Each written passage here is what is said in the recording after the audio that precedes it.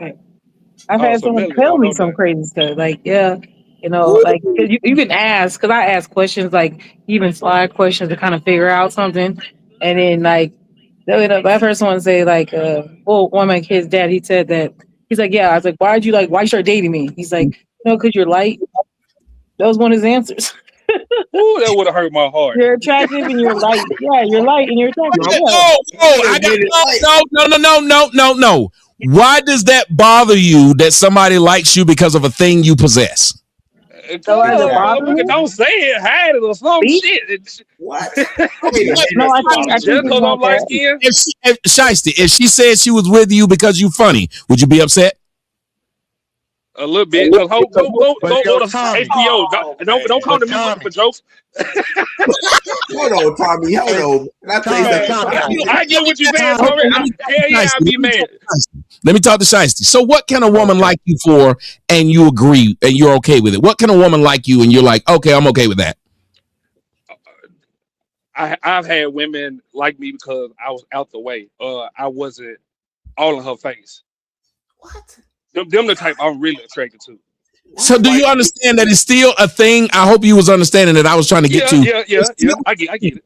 Like it's either how you look. Like I guarantee you wouldn't get mad if she said I fell in love with you because you had a big dick. You wouldn't say, "Oh yeah, that's messed up. I don't want to be with you anymore." I don't like when people say that. It's like we pick and choose. If a woman got a fat ass, and I say I like women with fat ass, or if you got big tits, I love tits. And I cannot lie. Okay. You brothers cannot. I get what you're saying, Tom. I like them. Like, why would a woman get mad if I'm like, you possess what I like? The OJ's had a song, You Got What I Like, I Got What You Like. Girl, we were made. I'm a decent It's a difference between having big titties and you only like me because I got hazel eyes. Like you fantasize it a little bit. I gotta stop everybody right now. Shiesty is up here selling himself. Hey, Tommy, he's selling something. He's selling something. I'm trying to be a part of the team, Tommy. I'm trying to be a part of the team. Shiesty is filling out a eHarmony profile right now. He done said he light skinned. He said how tall he was. What you gonna say next, nigga? You a Pisces? What's that? Tommy, I come in peace, I swear. Doesn't it go both ways, though? I come in peace, Tommy. I know some people that don't like. Was you gonna say something? Yes, I'm a decently attractive guy, and women like you for being attractive. Thank you. That's exactly what I want you to like me. Can y'all hear me? Yeah, what you saying? That's exactly what I want them to like me for. Like, why would I want them to for my personality? Whatever they like me for, I appreciate it, and I'm gonna let them use me for those things. Now, if it's just my money, then I'm gonna get the most out of that. Feel me? Because I gotta work hard for my money. But if it's just something that naturally comes with me, that's the perfect situation. You want people to like you for what naturally is a part of you. Now, women like you for what other things, money and other things that's not a part of you. You have to work to go get, which is terrible. But we like y'all for what's naturally a part of y'all. Y'all coochie, and y'all get mad at us for this. Don't like me for my vagina. Right? No, stop. That's the difference. I'm not gonna let you get away with that. Every one of them have that, so of course they would be upset with that because that's not a unique feature. All right. It is kind of unique. What about I got a question for Shiesty. $20 to get this thing off the.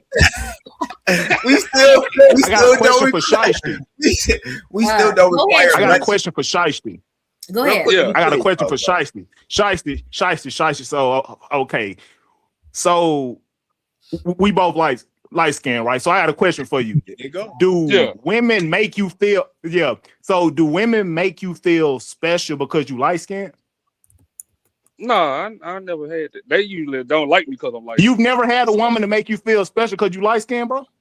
Yeah, they you not a light skin nigga. You never feel special. I hear a lot of negative stuff because you I feel like you're a skin. pretty boy and just A lot of negative, yeah, I ain't asked you to come over here. So I mean, No. I gotta say, he's correct.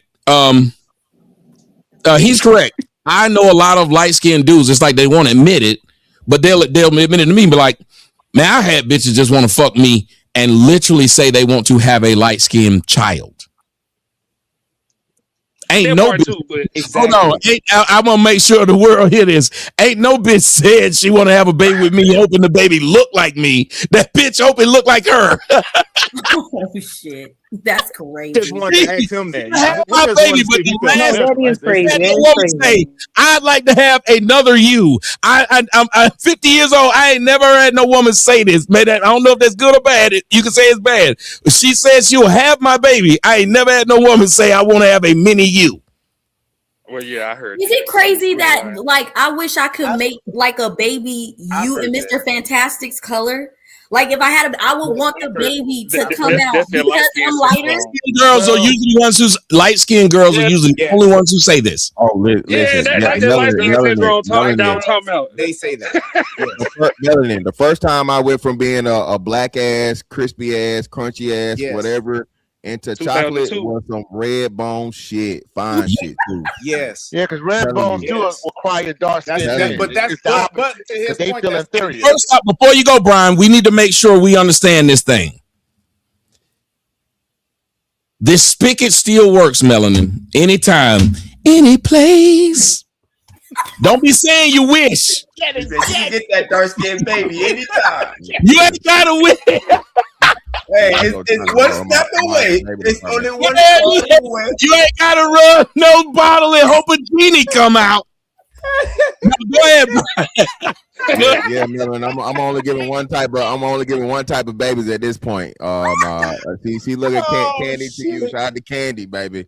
Yeah, but for whatever reason, Melanin. Again, a lot of this dark skin shit, man, and whatever I said, colorism shit. I told the people that let you know that dark skin is unattractive or ugly are the women, bro. I'm telling you, that's the first one to tell you. The first person will call you black as this or whatever, and whatever. And then like the light skinned women are gonna be the ones that oh, you so chocolate, you so this, you so that. I just whatever. Yeah, it's like it would be like a superpower. Like for a like lighter and something chocolate y'all color come out, it's like I did a superpower. Like first off, I gotta say this. First off, you see this shit, Brian, Mr. Fantastic. Y'all see this motherfucker gonna sit up there and say we want them before they create the player when it's just that little black.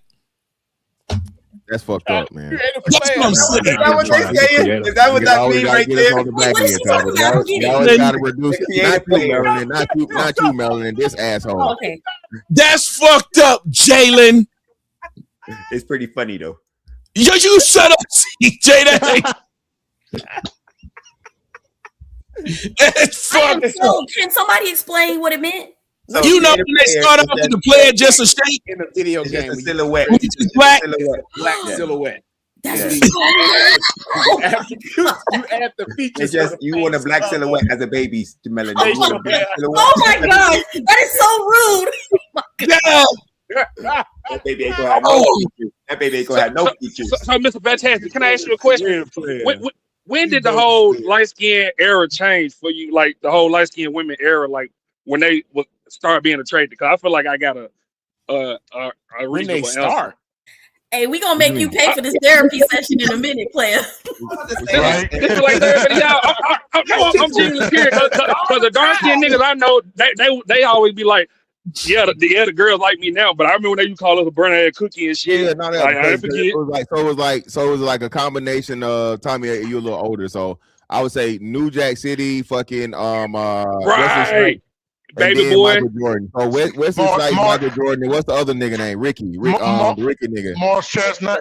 Yeah, Morris Chestnut. That run. Hey, that kicked all the motherfucking Jerry Curl blouse wearing light skinned niggas out of the party, niggas. Shout out to them, man. Hey, Mr. Fantastic, you go hit me back and look at that. Better skin. Y'all have better skin than light skinned people. No, Mr. Fantastic. The only reason why they switched over to dark skinned niggas because us light skinned niggas be on their ass, like back pockets. No, let me tell you what happened. Hold on a second. It go back to what Fantastic was saying. Then I got to go to Brian because Brian been waiting. It goes back to what Fantastic was saying. They say they switched over to dark skinned niggas, but the most popular men on the planet started being dark skinned. That is the only reason we want. Michael Jordan was only handsome because of what he was doing. Magic Johnson, almost every nigga that you saw on television started to be a dark skinned man. Let's just be honest though. The light skinned dude could still fuck the exact same girl that Mike could fuck. And the light light-skinned dude didn't have Mike's money. He could. Yeah. So go back to what you were saying, fantastic. Yeah, that there still was levels. Niggas that was dark skinned had to have a bunch of money in their pocket, and it's a young lady that keep on saying real nice things to me. And it's real sweet that she keeps saying it. But lady, I don't believe you if you don't say it with a Cash App or a Rumble rant. You can't be saying all that stuff you want to do to me unless you pay. This dick ain't free. That's funny. Go ahead, bro. This dick ain't free. The whore. Just like it just wrapping all of that stuff up. It's like it all comes down to, you know, you can talk about attributes, how you look and what you do. It all comes down to acceptance. We want to be accepted for all of us. We want a woman, just like a man does, wants to be accepted for everything that they are and that they bring to the table. We don't want to be just solely recognized and accepted for one thing, especially if that one thing can be fleeting. A man who has money ain't guaranteed to always have money. So that's why you don't want your woman to just want you because you got money. That can be part of it, because just as much as a woman wants you to have money, a man wants to have money so that he can take care of his woman and get his woman the thing that he wants. And on the other side of that, for women, a lot of women that are so attached to their beauty because they are fine or because they are light-skinned or because they have a great body, they ultimately know that that is fleeting, and at some point or another, titties will sag, asses will drop, and they still want to be accepted for all of that they bring to the table, and all of them. So we can talk about the different things that we like and our preferences, which is okay, but we all want to be accepted and wanted for everything that we bring and everything that we are, as opposed to just one or two particular things. I want to say this last thing before I dip out. I didn't get a chance to allow. Well, y'all niggas always think I'm supposed to let y'all talk before y'all leave. Nah, just kidding. Go ahead, bro. You can talk. No, my man. No, my bad, man. I just want to say this, and I'm gonna go ahead and dip out, man. So, yeah, my bad if I disrespected anybody on the panel, man. I just want to say this real quick. I just want to chime in on the question that you asked the panel earlier. I think it was along the lines of I can't even remember the damn question. I think it was fuck. I can't remember the question. But I appreciate you guys for having me, man. I can't remember the question. We didn't veer so far off the question. I wanted to chime in on it, but I can't remember it. Regardless, man. Was it about horse? No. I think it was about. Who asked the question, man? Tommy posed the question on the panel, but we didn't veer off the question like so far. I don't remember. Was it when I started? No, it wasn't. No, it was before you started talking about. No, it was before the other light skinned woman came on. No, yeah, I can't remember the damn question. Next week. You know what the problem is you sound real light skinned right now. The light skinned niggas don't. What's happening right now? It's light skinned shit. You sound real light skinned right now. You don't remember what we were talking about. They soft, Tommy. They soft. Yeah, they don't remember. I gotta pose the question at least once before I leave. I can't leave. This is a bad look for me. You stopped us to not know what you was talking about. That's crazy. It's when you kicked me off, man. I was like, oh fuck. Oh, Get pen and paper, man. You gotta get some pen and paper, doc. That shit that threw me off a little bit. You know, like I'm done. You gotta write it down. I don't know exactly what question. Wait a minute. Was it about dating a woman? Was it about like having sex with a woman, and does it really change if she makes you wait? No, it was the question after that. It was the question. Is it wrong for a bitch to like you because you light skin? Is it wrong for a bitch to like you because you light skin? It was before that. Man, just get out of here. Oh, hell no. Get out of here, man. I told him to leave. No, I remember. Just give me. I'll remember it. I know what it was. It was, if I skeet in your bitch mouth, will you still kiss her when I'm done? Lord Jesus. Hell no. The fuck? That's crazy. That's crazy work, bro. Damn. All this work you making them do, you might as well let them. You can't even pay me to do that. Hell no. That's crazy work, bro. You mean to tell me if somebody was going to give you $1 billion? You can't pay him to do it. You can't pay him because he'll do it for free. He'll do it for free. Man, you mean to tell money? Do what you got to do, my brother. Oh man! I still remember back in the day when they did that. What was it called? Indecent proposal. Man, you could have had my bitch for $1 million. Man, me and my girl just talked about this the other day.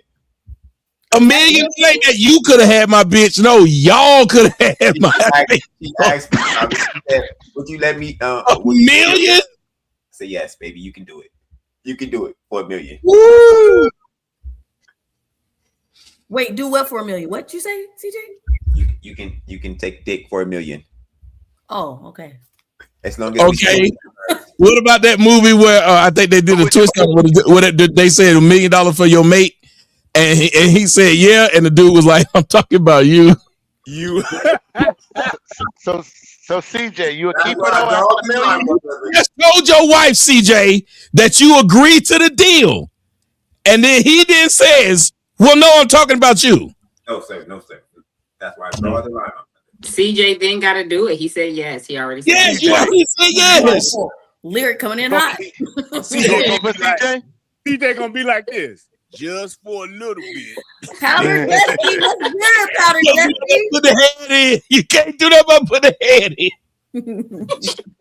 You know what made that movie funny though? Was at the end of it when that dude said, "No, I'm talking about you." When he said, "No, I'm talking about you," he looked like this, and then the next scene they show him in the floor throwing the money up. Hey, CJ, would you still keep her though? Yeah, I'm a keeper. Even if he coming like this? The money run out. Even if he coming like this? You gonna still keep her? As big as you want to, my brother. You gonna take $1 million for that $1 million. Hold on. So what if she get that $1 million? Wait. What if she get that $1 million then leave you? That's a risk I'm willing to take, my brother. She ain't gonna leave. Oh Lord! Hold on, the contract gotta say I gotta get my half off top, Playboy. That's what I'm saying. If you get it off top, but then like, what the money is supposed to be an escrow? Wait, are we talking about letting somebody fuck your bitch for $1 million? Yes. Yes. Yeah, And everybody saying that they would? Hey, Melody. Everybody Melody, was there. We're talking about skeeting in your mouth. Y'all trying to go over that. Even if he's coming like this, Melody. No, Melanin said no. Melanin was talking about skeeting in the mouth and get the kiss. Y'all trying to go around that.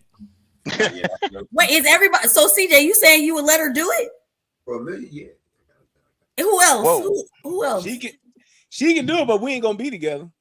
And he said, no, CJ said he gonna keep her. You can do this shit because I get it. This will change our lives. Change our lives for the better. Wait a minute, but she ain't gonna give you the money. She ain't gonna give you your half though, Brian. She not gonna give you half then if you gonna leave. You gotta give me my half. He's not gonna tell her he's leaving in the beginning. Yeah, why would she give you half if you go? Wait a minute, whoa. Why would she give you half if you leaving? Because this could change our lives, and if she wants to do it for that amount of money, then I get it. But what's the reason the guy is doing it for $1 million? If he know you gonna leave, he'll just wait until you leave, till y'all leave. If it's gonna break y'all up, well, yeah, no, I wouldn't tell him that. I would let him know that. You would tell her that? Yes, absolutely. Wait a minute. If I was your wife, what I would then do is just divorce you and go fuck him, knowing he's gonna give me $1 million. Why would I split it with you? Because if you take that money and you don't give me my half, you won't spend all that money. Why are you saying that? I want my How do you know she's gonna agree to give you anything if you're telling her that you're not part of the deal? Lyric, you ain't listening to what he just said. Y'all that sound like a veiled threat there. Yeah. I see. That's not a threat. That's a promise. Fantastic. You letting her do it? If no. So the thing is, the decision is gonna be hers. Because if that's what she's choosing to do, fine. I need my half. Yes. Asking you, Brian. She's saying, "Hey, can I do this?" No, I'm asking Fantastic. You gonna let her do it? What part? Hold on. Fuck the other nigga for the million, or give the nigga give her throat babies for the million. What we doing? It depends. The throw babies. Nah, I can't. Which one do you think is worse then? Which one you think is worse? Throw babies is that me. The details is worse, bro. The throw babies is worse. Come on, Don. Come on. Okay, so it's worse. I think that's worse. Okay, so like melanin, like everybody know they bitch can be knocked or whatever, right? You just don't want to know the details in it. So if the nigga tell you now, hey, I gotta slut this bitch out, and I gotta, I need all 3 holes.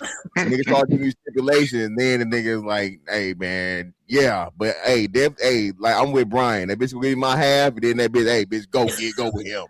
Bitch. You dirty, I mean, that's what I'm saying. Bitch. Exactly. She ain't. You dirty bitch. Even in the movie, what happened? Yeah, you can't have. Yeah, most niggas. What if the man is willing to give you the million for your bitch? You have to keep her. He just paid me $1 million for a bitch that's now his. No. I said you gotta keep her. You have to keep her. It's part of the deal. You gotta stay. Keep her. Yeah, you gotta keep her, but he gonna give you the million. Okay, man. I gotta keep her for how long? Yeah, 5 years. 5 years. Hold on. And then details or no details? Details or no details? No, hey, what get me off? Well, hold on, wait, Melvin. I'll answer this for you. Listen, Senor Fantastic.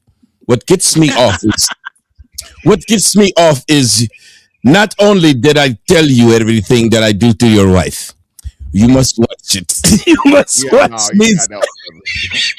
I can't do no Diddy shit. You must watch. You gotta watch. Nah. I'm gonna need you right there. And Mr. Fantastic, the whole time I'm doing everything. Your wife, I'm gonna be looking you in the face. Yeah, Tommy, what the? I'm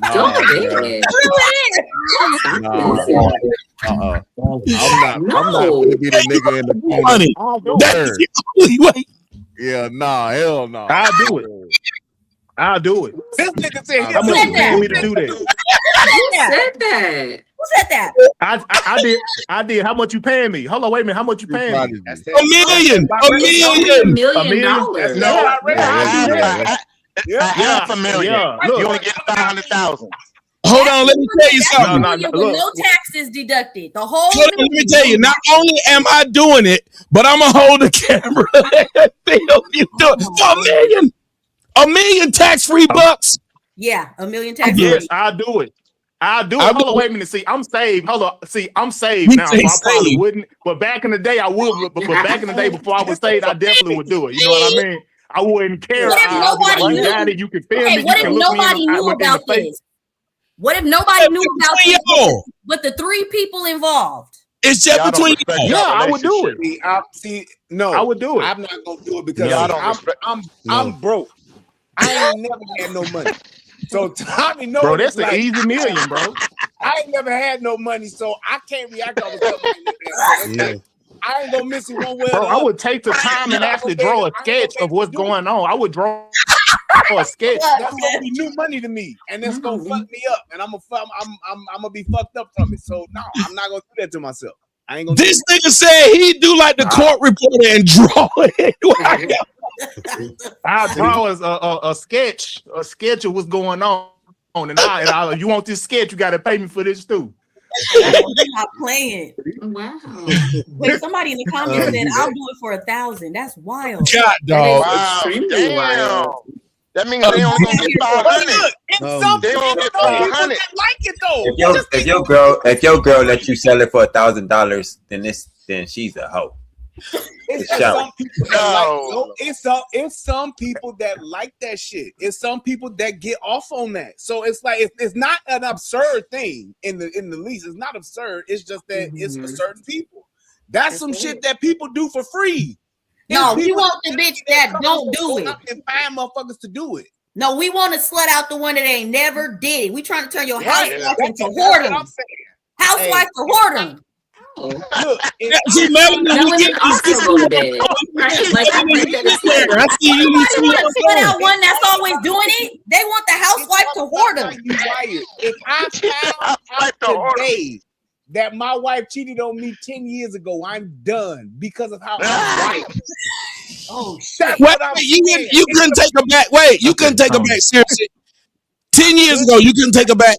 10 years, I couldn't. That's he just has a moral standard. That's just how I am about that particular thing. Yep, Brian said he's been living a lie. It's other people where a motherfucking wife she can go and fuck another nigga last week and they would be able to work it out.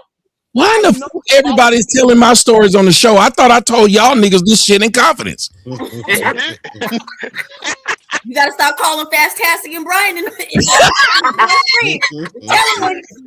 Tommy, I would never do that. I would never tell your business. We are family. I don't think y'all are, Tommy, because he talking. So what the fuck? Real quick though, is anybody understanding now of Diddy's behavior based off the little guy that he got? Mm-hmm. Does he make more sense now? It does. It makes a lot. Melanin, somebody's asking you a question. Huh? Looks like a world champion salad. Whoa. I pay a pretty penny to see that. I don't know. No fucking way. You never been to the Gooch, Melanin. No. You don't. I've never done that. I've never done that. A couple years ago, no, seriously, a couple years ago, because I used to feel weird about it, but I barely like licked on the nipple of the man. I thought it was. Don't do that. That's wrong. I love my nipples. I love my nipples licked. I love my nipples licked. I think it's disgusting. I don't like that shit at all. No. Do it to me. I give her a solid elbow. Yeah, it made me question things. No way. You know, I didn't know if I should be there anymore because, like, it's supposed to be my. What do you get out of that? I don't feel nothing from that. It just feels weird. But what I don't get is how do you get anything out of licking toes? Wait, what Brian saying? That's a great question, Tommy. CJ, can you tell us how does my your nipples look?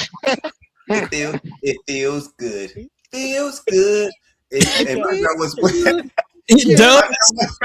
My girl was weirded out at first. She thought it was a little suspect. Yes. But now she licks them all the time. She licks them like Fantastic. Do you care to chime in?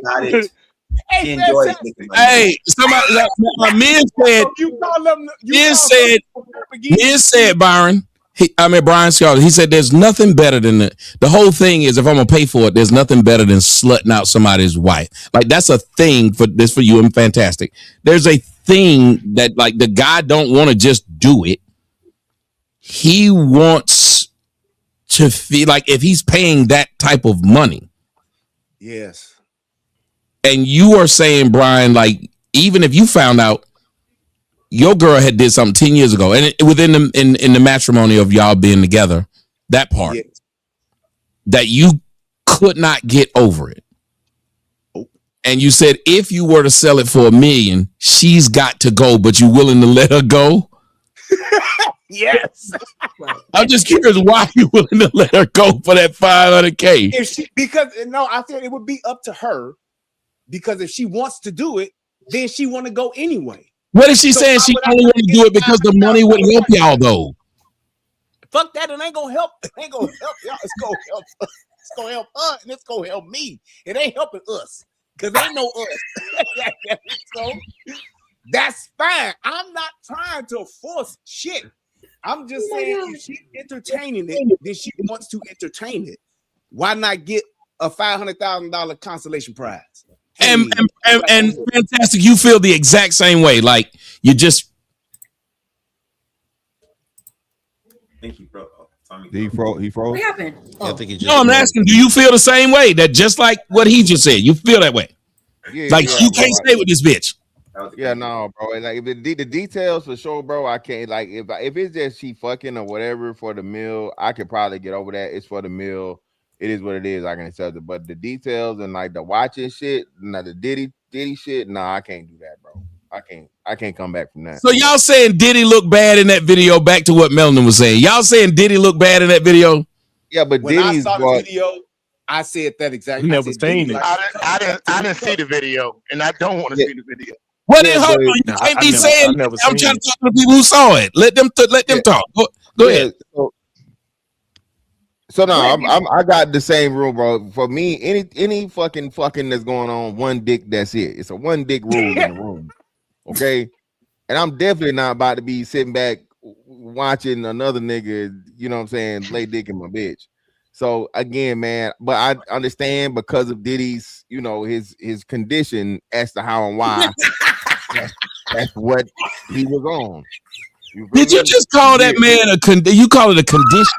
The women said this time. I'm going by what women said. Women, Tommy, you know, the funniest thing of that, Tommy, the funniest part of the shit was like, cause you know the shit was on X, on Twitter, right? So I'm like, what the fuck is everybody talking about? Eventually you see the shit, right? You ain't gotta go looking for it. The women were more I like your mad boobies. Nice picture. When Diddy stood up and they realized what the fuck was going on, like, how dare this nigga have a small dick? It's like, I'm like, Jesus Christ. At the end of the day, Diddy likes to be cooked. That's just what that shit came down to. Brian, I'm gotta interject. What if he likes to see his girl pleased and it's not a cucking thing for him? If he knows, again, think about it. I know a dude, and I'm not even trying to be funny. This is a real story. He had an accident and he was in a wheelchair and he said, I can't fuck my girl. Can you do it for me? That's an exception though. He can't do it. So Puffy only got 3 inches. Oh, all right. That's the reason why. But hold on. If Puffy got 3 inches, Puffy could get that nigga had a 16-inch dick. He could have got a 16-inch dildo and did the damn thing with the girl. Same. That's all I'm saying. Well, ain't no man go and bring that to. So in that case, then it would be okay for a woman if you got 8 inches and a woman want 10. Then I'm gonna bring another nigga into the room there. Wait. But 3 inches is, as Mr. Fantastic said, that is a condition. That's not normal. I get it. 3 inches, micro penis, whatever you want to call it. A man who wants to have another man fuck his wife and he wants to be there. You are a cuckold. That's it. You like being cucked. You like watching your woman get fucked by other men. Exactly. Couldn't Diddy have had surgery? Couldn't he have had surgery to make it bigger? No, there's no surgery. No. The surgery. Yeah, there is a surgery, but I think it only gives you about 2 inches. Oh. Whatever. So they say pretty much whatever you got on the outside, you allegedly have, I think, like, I want to say, 60-70% of that inside, like, attached to the thing, to like the pelvic bone. So yeah, it wouldn't be, it's crazy. And then your shit be whatever, I don't know. But, and then you cut, so it's not like a great thing. That's why a lot of people don't do it. It's just like they got a growth surgery where they can make a nigga grow, but then it's shit all weak and weird looking. So, I mean, you could do it. Men won't do certain things like this, especially when all you know you're going to get 2 inches. If they told a nigga he could get about 6-7 inches, that'd be a surgery a lot of men would get. But to go under the knife and the highest possibility you get is 2 to 3 inches, most people say, well, that's not worth it, especially with what happens. But with you, I want to ask you, Melanie, what did you think of that when you saw it? I haven't seen it. I've just seen clips about what it looked like. I will send it to you and put it in the group. Okay, I do want to see it. I just didn't know how to find it. Yes, I've let everyone see it. Okay, yeah. It's a wonderful video. It's 39 minutes long. You see this behemoth coming there and fuck this woman, and then you see Puffy just maneuvering around like it was weird. They said he was moving shit trying to look helpful, like that's what they was talking about on TikTok. But I haven't seen it. He look like an elf in Santa's workshop. That's what I'm saying. That shit ain't just no what. And look, I'm in Santa's workshop. Somebody said Diddy is a black Asian. Oh shit! It made it look like he had 3 inches because that nigga. fucking baby arm. No, think about it. His movements was like he had 3 inches. The way he was holding it, the way he was like ashamed of it. He looked like he might have been like a Grand Maester in the fucking Game of Thrones. Like he was. You gotta be proud of your 3 inches. It looked everything about the way he moved made it worse. What I was asking was, is that why he is? Oh, I'm sorry. No, go ahead. What I was asking was, is that because it's so small? With that, do you feel like that explains his behavior? Like, yes. The things that people say about him. Do you guys feel like it's because of his thing size? Maybe just like it. Well, they do say short men and small men have a complex. Yeah, complex. Yeah. Mm-hmm. They kind of said Diddy mama was like used to have like sex parties and shit when he was a kid too. I don't know if y'all heard that. Yeah, she was like, his mom and his daddy was doing that shit. Oh shit. Well, I mean, if you think about it, if the world, you got to go back to what Fantastic said when he said, like, people have been talking about him, like, how dare you have this thing? So if you think about it, he's heard that from the first time he was a teenager, or the first time he pulled it out. He might have not known it was a problem. But if he watched porn or saw other people, then he thought, well, I'm not like them. Because porn really hurt niggas' feelings. It don't hurt y'all women. Porn is a thing that hurts men's feelings. Y'all can usually replicate what y'all see in porn. Men can't.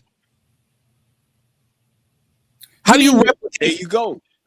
If a nigga got 12 inches of dick, you can't replicate it. If you don't realize that sometimes his dick ain't even that big, it's the camera angle. If you don't realize that this sex that you just saw that took 40 minutes took place over 3 sessions, if you don't know this, as a young boy, you're watching this, you automatically feel self-conscious. Now imagine how Puffy would have felt. Then imagine how Puffy would have felt in the industry he's in, being with other women who are surprised when he pulled that out. And that's why, just like when they talk about like the rumor about Shaq's penis is not proportionate to his size, but you don't see Shaq cucking himself. There's no video of him cucking himself. Hey, you wouldn't have seen Puffy doing it either if it wasn't for that court trial. You wouldn't have seen this with Puffy either. We didn't know it. I understand that, but he's willing to actually record it, and he's going out and seeking these motherfuckers, though. He's going to look for it. He's not sitting back letting her call the shot. He is pushing them to do this shit. Well, hold on, because he might feel like if I don't, sometimes directing makes you at least feel like you have control over the situation. Yep. So to him, it might be, I'm telling her to do it more than she's doing it. And probably he feels like, and it's just me, just the psychology of it, he might feel like she's going to do it because she's left unfulfilled. And especially if he knows, guess whose baby mama that is? 50 Cent. 50 Cent. Yeah, and, revenge. Yep. 50 Cent do not get along. And if 50 Cent was already known for something he doesn't have, he then says, well, I'm directing this girl. So if it ever even comes out, I'm directing your girl and I'm letting this dude doing it. She doing whatever I ask her to do. That to him is his element of control in the situation. Not that it's right, but that's just how he sees it. No, and I agree. I believe that does make him feel some kind of way. It does help his ego, the fact that he's in control in that aspect. My thing would be, though, if it was just an inferior thing, why record it? You would just do it and have those sessions and that's it. But I believe that the fact that he's recording it and has a fucking archive of this shit to the point where this nigga got servers, he's storing this type of shit. Not to say that it's all that, but a good chunk of it, that's got to be what he likes doing. First off, sir, I told y'all years ago I have a virtual Library of Congress. Okay, but look at you. You even say it. I like to be watched. I like to be filmed. I like doing this, which is why you do it. Oh, that's all I'm saying.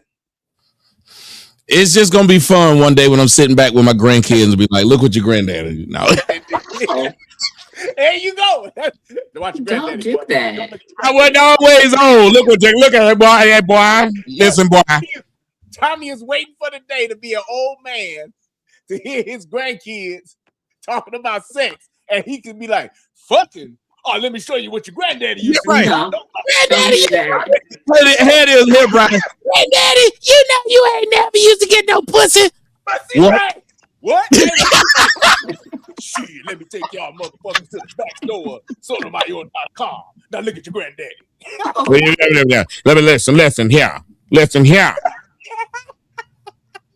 If y'all can show y'all family fucking videos, these are mine. Don't knock it. I do it sometime when the family come over for Thanksgiving. They put their fucking videos on talking about some look at little Billy. He done grew up. Okay, well then fuck it. Let me put mine on. You know what? Go to bed. Yeah. Get him, Larry. Get him, Larry.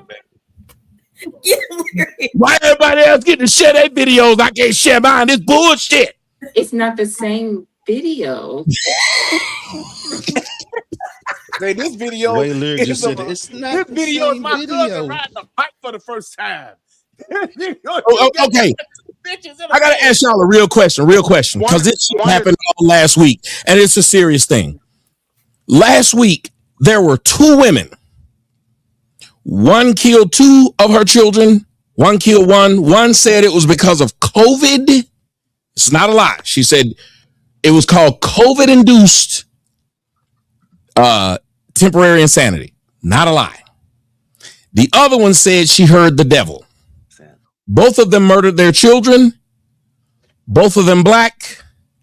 Both of them are free because the judges let them out. And this was all in 1 week. So I asked the question.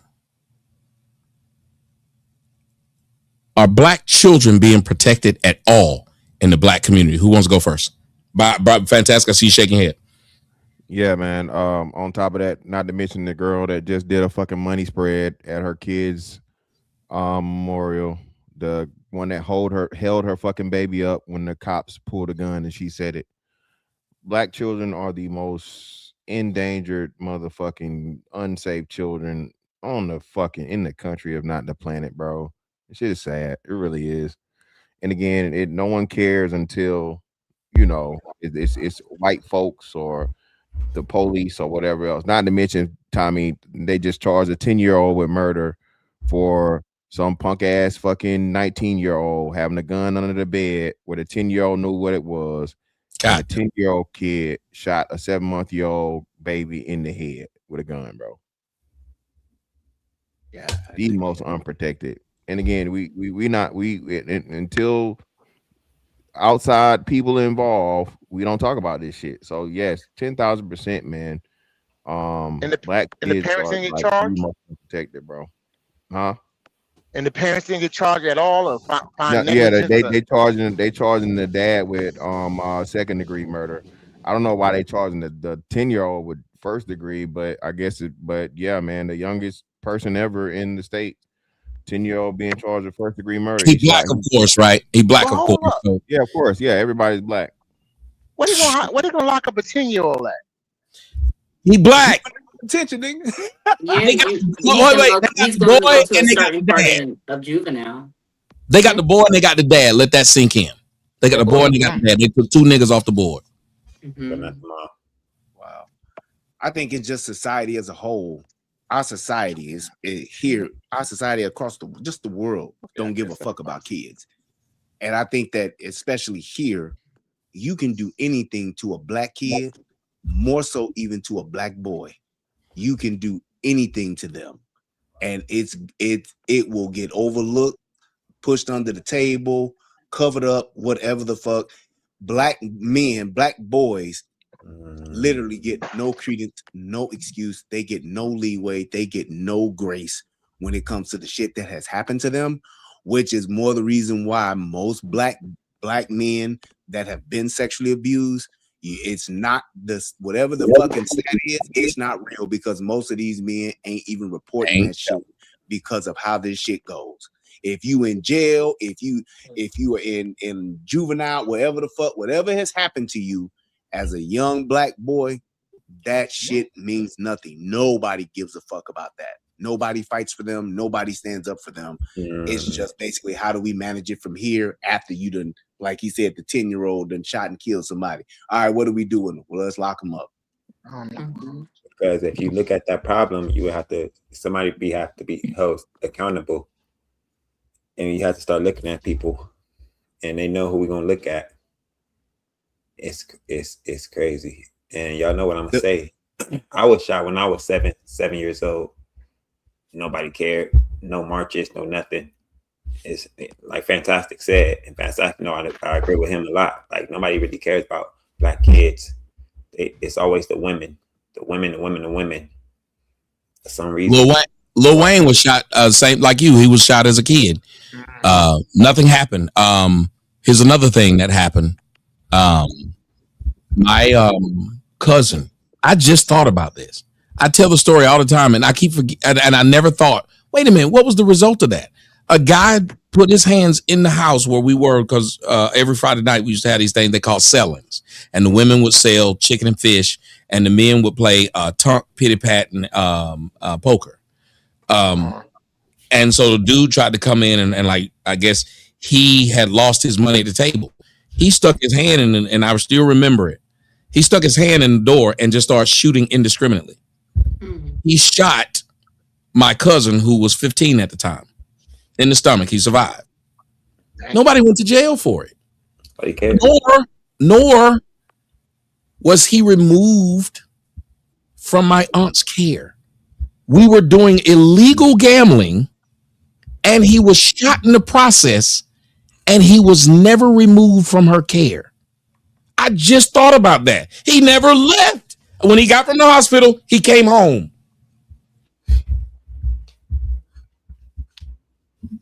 That's fucking crazy.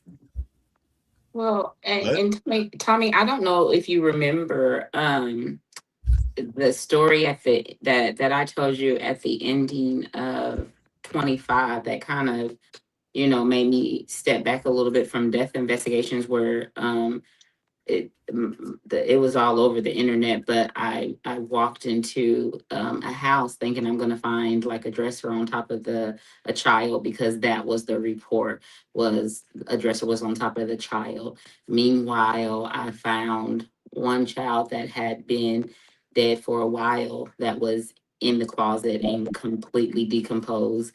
The child that the dresser supposedly fell on, there was no dresser, completely emaciated. And then there was another child barely hanging on to life. Meanwhile, the mother's living in a luxury hotel. Her children had been in this apartment by themselves for years, and the oldest was only 5. And everybody here was like, what can we do to help her mental health? When I pulled up on scene, she was literally snacking. And there was no food in the house. When I did the autopsies, there were fecal matter and bones in the kid's stomach. Jesus Christ. And so it took a lot out of me. And I just remember like just constantly reaching out to you, trying to gain just some sanity of life. But it was a lot. They saw you. Somebody said they saw you on the YouTube video doing that. Mm-hmm. I was on the news. I was on YouTube. But I wasn't speaking to anybody. It was news clips. So I got to ask you, that grown man said seeing that made them cry. Yeah. I know it's your profession.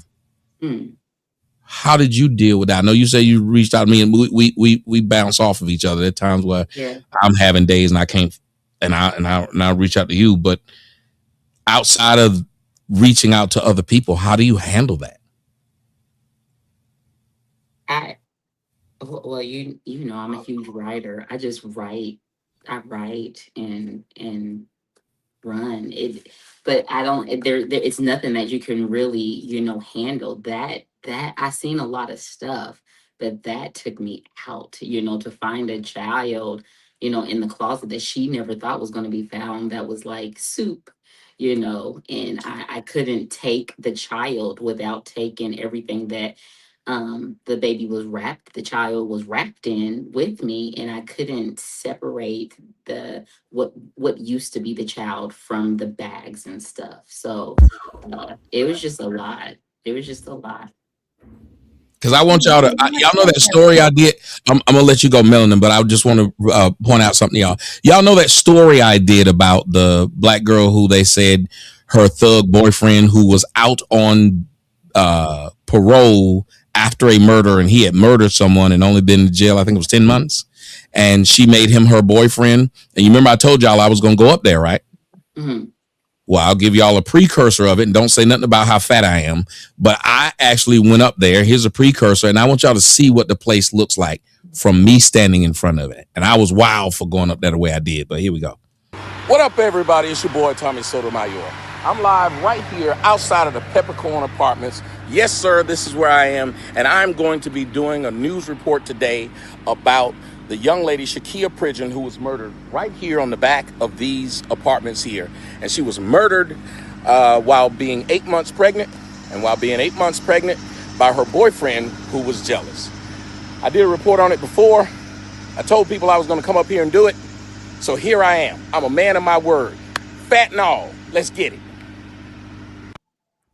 Now, I want y'all to understand this entire place, and I'm going to put it on Fight Club so y'all will be able to see all of the report, everything that I did.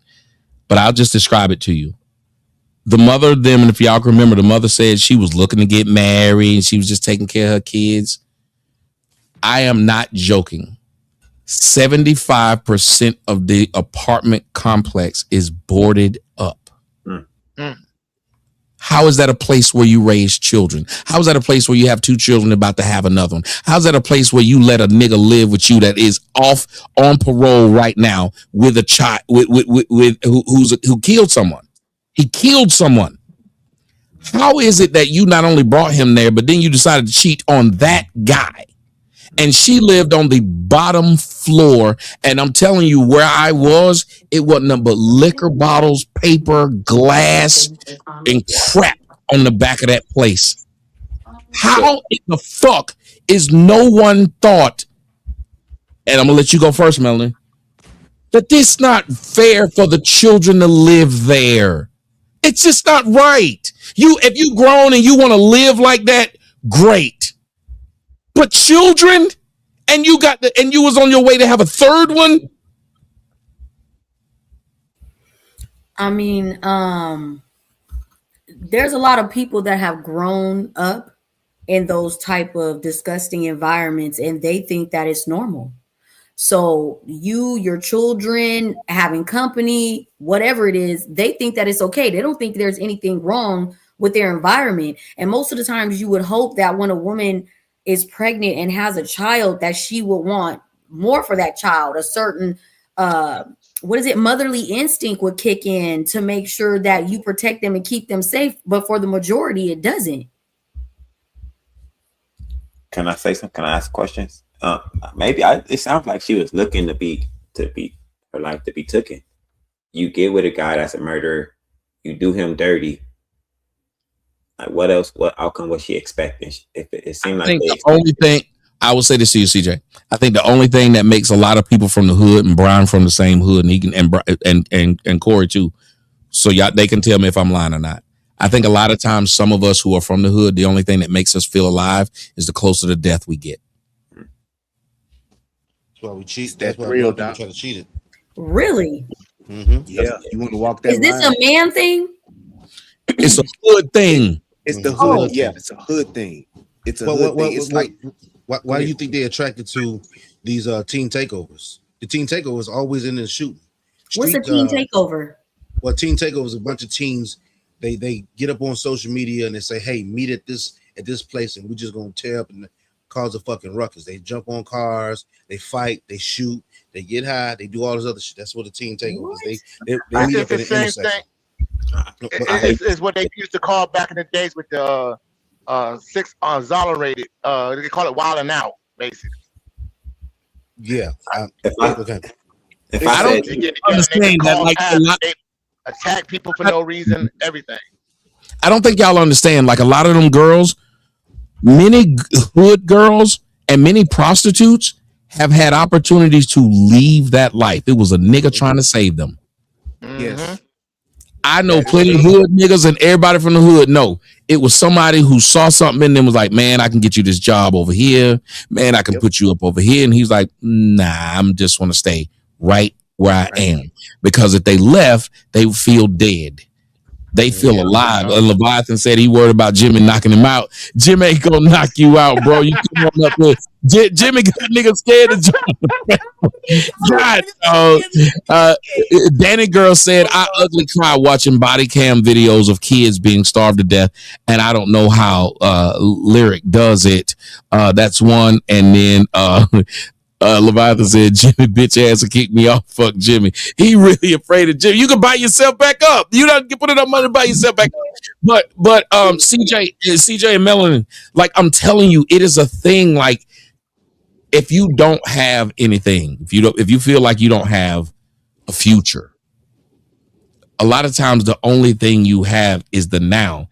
And in the hood, you teetering on, I think that's the word that Brian used. People look up to it. People look up to the fact that you're willing to take that chance. Yeah, you actually taking chances. Ain't it a word like they say? They want a nigga taking chances. You want that danger, right? It becomes your normal. So it's like just like how we can all be somewhere, right? And different lives that we've all lived. We could be somewhere, but if we hear gunshots, some of us are gonna just be like, damn, they shooting. Other people would be like, someone's popping fireworks. And then some people would just be scared and curl up in a ball because they're frightened. But because of where I'm from and where I live, my stress level is higher than the normal person. So it's like I'm in like combat mode. Like when you go over to Iraq or you're in war, you have a certain mentality because you're used to hearing those shots. You're used to that lifestyle.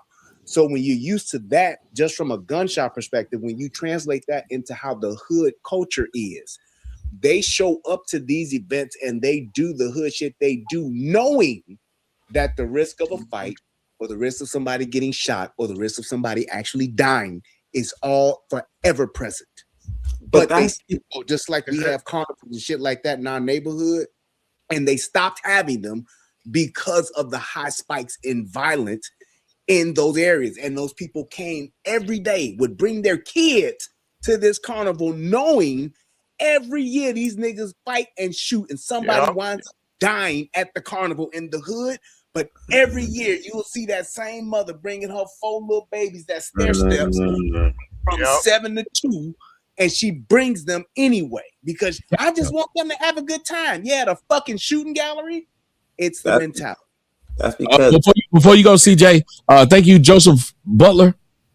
He sent me a shot, but he said he said, I don't want you to drink, but you can drink if you want to. Man, don't you threaten me no good time. Don't you? You could have just told me not to. But nigga, what? I'm drinking. The people going. Right.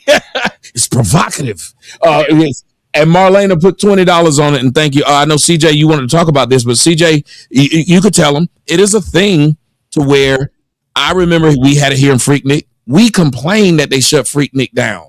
Bitches was getting raped, niggas was getting shot, beat up, shit was getting stolen, and we still wanted it to happen. They talk about up there in Chicago, they got all kind of events. Motherfuckers ain't stopped having funerals, and they were shooting them up. They would still go back to them. I remember having shots at a party, laughing with people about the shots, and then continuing the party. It's a fact, and I hate to do this. It's almost like a romance. Hold on, my brother Wilbert. You're next. Go ahead, CJ. I hate to do this, and I don't want to blame women for everything, but women like degeneracy, and men are going to do what women like. And it's sad to say, man, women like drama. Ooh. Women like putting themselves in dangerous situations. They like that. They like the feeling it gives them. I don't like saying this stuff. It's just the truth, man. And I seen it. And Tommy helped me see this truth. I said, this is some crazy work. And just being around women. I've been around a lot of women. And they listen to the worst music than I listen to. I'd be like, I can't believe y'all listen to this shit all day. The most degenerate shit.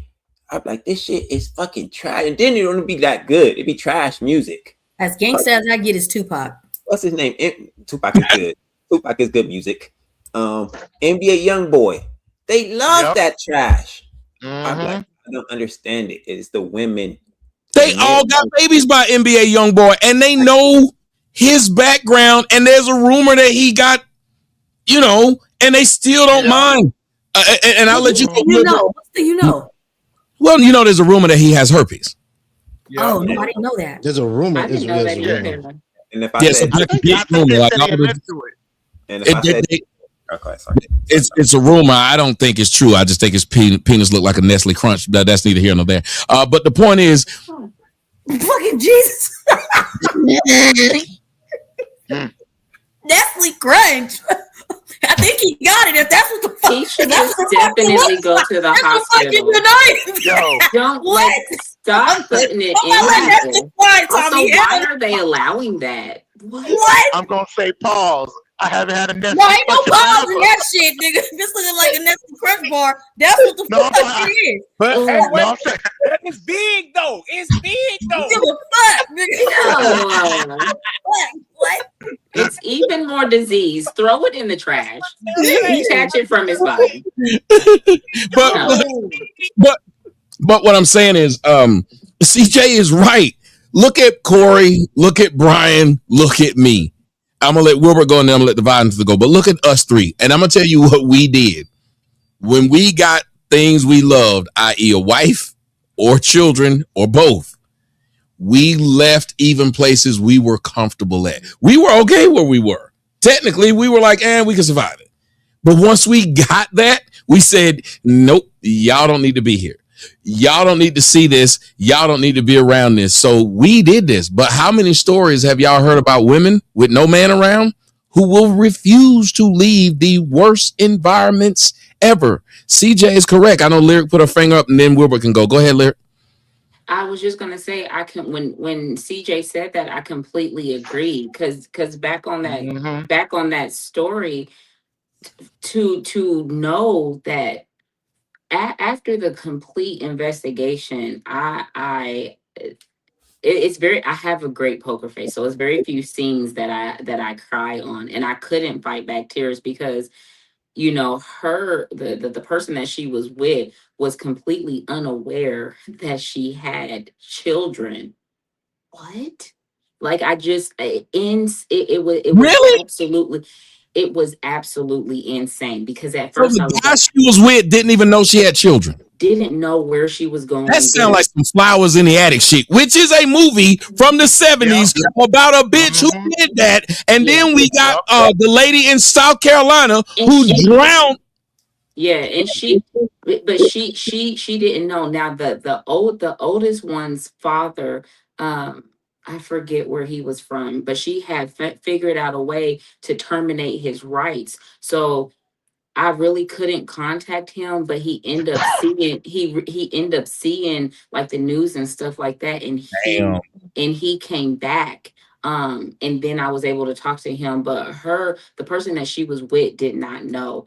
And they were still here trying, because they're kind of harsh here. They were still trying to charge him, thinking that he was just evading, information so that he wouldn't get in trouble, but he wasn't. He didn't know. And they still was talking about healing her mental health. Throw her under the jail, because again, even when I was talking to her, she was putting on a show, she was snacking, and after I figured out what happened to her children, every time I think back about her on scene eating and asking to see, can I see my children before you take them away?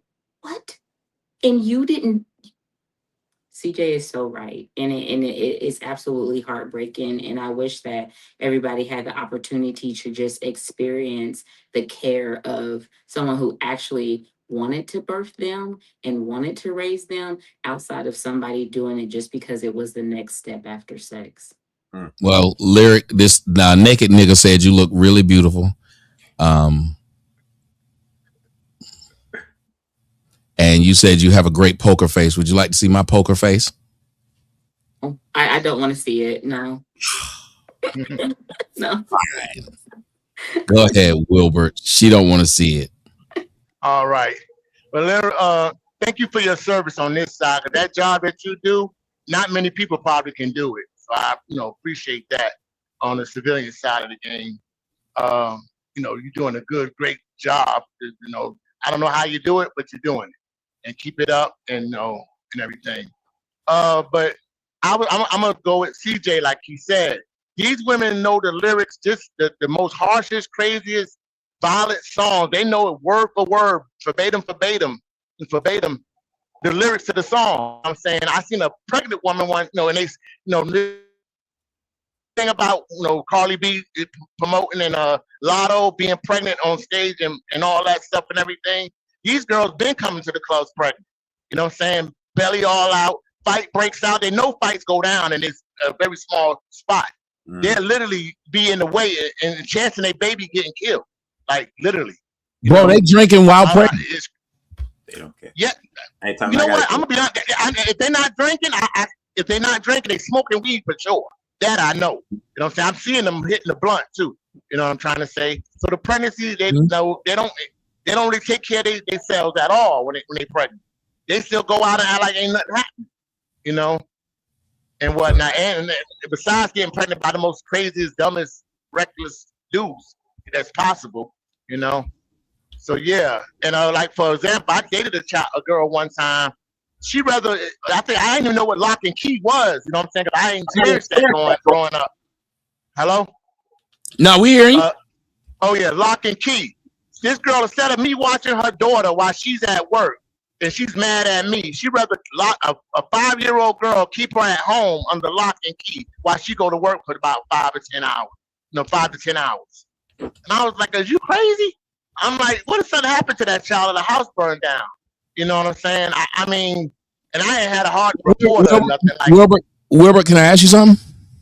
Go ahead. I want to ask. Son said you got to go. Son said you got to go. He threw $20 and said, "Kick Wilbert." Why, son? What did he do? Let me say this, Tommy. I'm out of here, man. I appreciate you, man. One of the smartest people I've ever seen. I always say that, man. And I always appreciate my boy Tommy and everybody else on the panel. See y'all later. Catch y'all out. Bye, CJ. All right, CJ. We'll go to who didn't get a chance to speak on this. Go ahead. All right. So one thing is the list goes on and on. You showed a video of the lady of what happened to the lady last week, right? Not too long ago. Then there was another one. I think you might have showed that video also, where that either the auntie was transporting the dead body of a kid in the car, right? Then there was a stripper that was in Houston or Texas, or one of them, she left her children at home, right? Then you got the one in Detroit where she went to the casino while her kids froze to death in the car, right? Then, if you want to be, fair about it, you can talk about Casey Anthony, you can talk about the lady in South Carolina because they did that too. So it's something going on with a lot of these ladies where they don't care about their kids. And we see it even in our neighborhoods, because there should be no reason that a 12-year-old is out in the middle of the fucking midnight, right? And this is happening here in Chicago because we talk about the teen takeovers too. So I'll let you answer both questions in, because one of the questions that's in the title is, are women too powerful then? So see if you can go down that road too, because that's what it sounds like you're saying. Yes, they're too powerful. And when you first put the title up, I thought you were going maybe about a legislative way or anything like that. But I see where you're going. I know you're going with it now.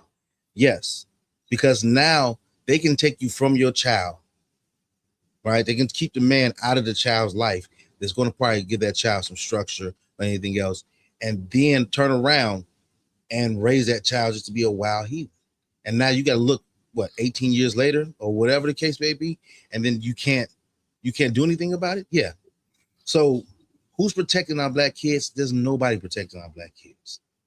They know you're married. Somebody wants to know, how does your wife feel about your stance? How does my wife feel about my stance? She actually agrees because she sees it. I'm gonna tell you why. Right. She's teaching right now, and she sees the degeneracy that comes into the class. Not a teacher at a school, at a formal school. She's a teacher at like a hair school, right? She's been in cosmetology all of her life. The young ladies come in there, and they're ratchet. They're ratchet. They cuss up a storm, and it's like, hey, we got some type of decorum here. We've seen, me and my wife, we actually discuss the same type of things, to where we discuss these same type of things where we see the behavior and the pattern that goes along with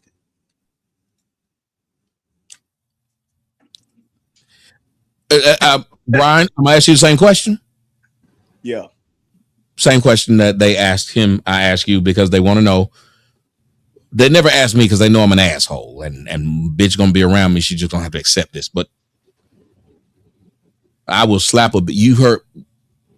Okay, make sure we was understood. Slapping I was about to happen, but go ahead. Yeah, my wife has no choice but to agree with me, or I'll put her out. So you goddamn right. I'm ruled with an iron fist around here. The Infinity Gauntlet is right here. Shit. Yeah. He ain't got no choice but to agree. Yeah. Don't you, babe?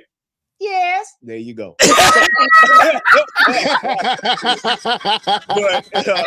Go to bed, Brian. Like, you've never been put in timeout, but today's the first day. time. That's the first time you put Brian in timeout. My house, damn it, check. Yeah. Brian turned into Norman Bates. Brian, you know people have evidence, i.e. me, of you being like the sweetest person on the earth. So I don't know if you want to try to keep up this facade. I don't know where you're going. Girl, he had me looking so hard in the corner of his screen, like, is she standing there? Right. I'm having a hard time breathing. Oh, well, I'm sorry, Melanie. I need to keep my hands off this fucking door. Fuck it. God, go ahead. Oh man! But the whole idea of it, the whole idea behind this is by design. It's like women are not designed to be protective of children in that right. When you think about just from an animalistic standpoint, a lioness will let another lion kill her cubs if that lion is gone. She will let that lion kill so that she can survive, and then we'll turn around and have cubs with that lion. It's the same thing. Years ago, I tried to do stories about kids and about the things that would happen because I watched how Tommy was doing it, and I said, man, we need to do this. I literally could not stomach it anymore. I would lose, the show would turn to shit because I would lose it and I would get too emotional to where I could not do the show. It happens that much. From kids getting put in fucking ovens to the guy that the boyfriend that comes and kills it. It's not one-offs. It's not little here and there's and every now and again. If you really look for this shit, you could do fucking 8-hour fucking broadcast and do a kid every 20 minutes and cover the stories on how this shit happens. And it's literally because of, in our society, we've given women the power to where they don't have to take on the responsibility and be responsible for their children. They just did some shit in Chicago and they got parents losing their fucking minds to where they say, okay, from now on, if your child comes to a takeover and gets arrested and gets caught, we gonna charge your ass $5,000. These motherfuckers get upset. What? Well, that didn't pass. That didn't pass. Yeah, I'm saying that. Oh, that's right. They're trying to pass it, and they're like, "Well, you can't do that. You can't do that." They don't want to be responsible for their children. They are okay with them. Daddy can't have them. Brian can't never have them. Great question. They can't have the daddy can't have them because then they have no leverage and they can't get anything for them. They are used as a resource. And yes, Brian, can I say I completely agree with you because I don't think that women have ever, and I'm a mother and absolutely love being a mother. Women have never had the emotional or mental capacity to stay level while raising children. There are so many breakdowns and so many emotional disconnections that occur. To leave a child in the complete and total custody of a woman constantly is absolutely insane. So women, you're asking for it. yes, women, men should definitely vet who they're going to have children by, because you can love being a mom, you can love what you do, and you still need that father, whoever you have a Yes. child by, because the level of sanity that men maintain, it does not exist inside of women. It doesn't. One of the most Tommy. powerful things Tommy said years ago, this was made about 89 years ago, fucking blew my fucking mind. He said, and I know you remember, you gotta remember this time. He said, why do motherfuckers say, and have been saying since the dawn of time, women and children first, when children are the weaker vessel? Mhm. And when he said that shit, I said, damn, why the fuck do we say that? Because And women when were you always think supposed to about be. it, Oh, but when you think about it, a man will die trying to rescue his children. How often do you hear women doing that? He they will die don't. trying to They rescue. don't. Wait, They he'll don't. die And that trying to. He'll die trying to rescue children. Remember, Yes, everybody not when they just say kids. women and children, them ain't his fucking kids. Kids. He's Yep. letting this bitch that ain't his girl and this bitch that ain't these niggas that ain't his kids, they get on the boat for him. He accepts this. He relegates himself to this. Let me explain how that makes no sense. Having a society full of women and kids, it will fail immediately. immediately. Well, don't they? Yes. I If thought all they those always men said stay on that women. boat, go ahead, Melon. I thought they always said women and children because women make the babies. I didn't really think it was something special. Hold on, but that's why I was getting it. I said, if all those men died on that boat, what would those women and children do? Oh, facts. Okay, I didn't hear that. That's it. That's what he said. I'm You telling right about that.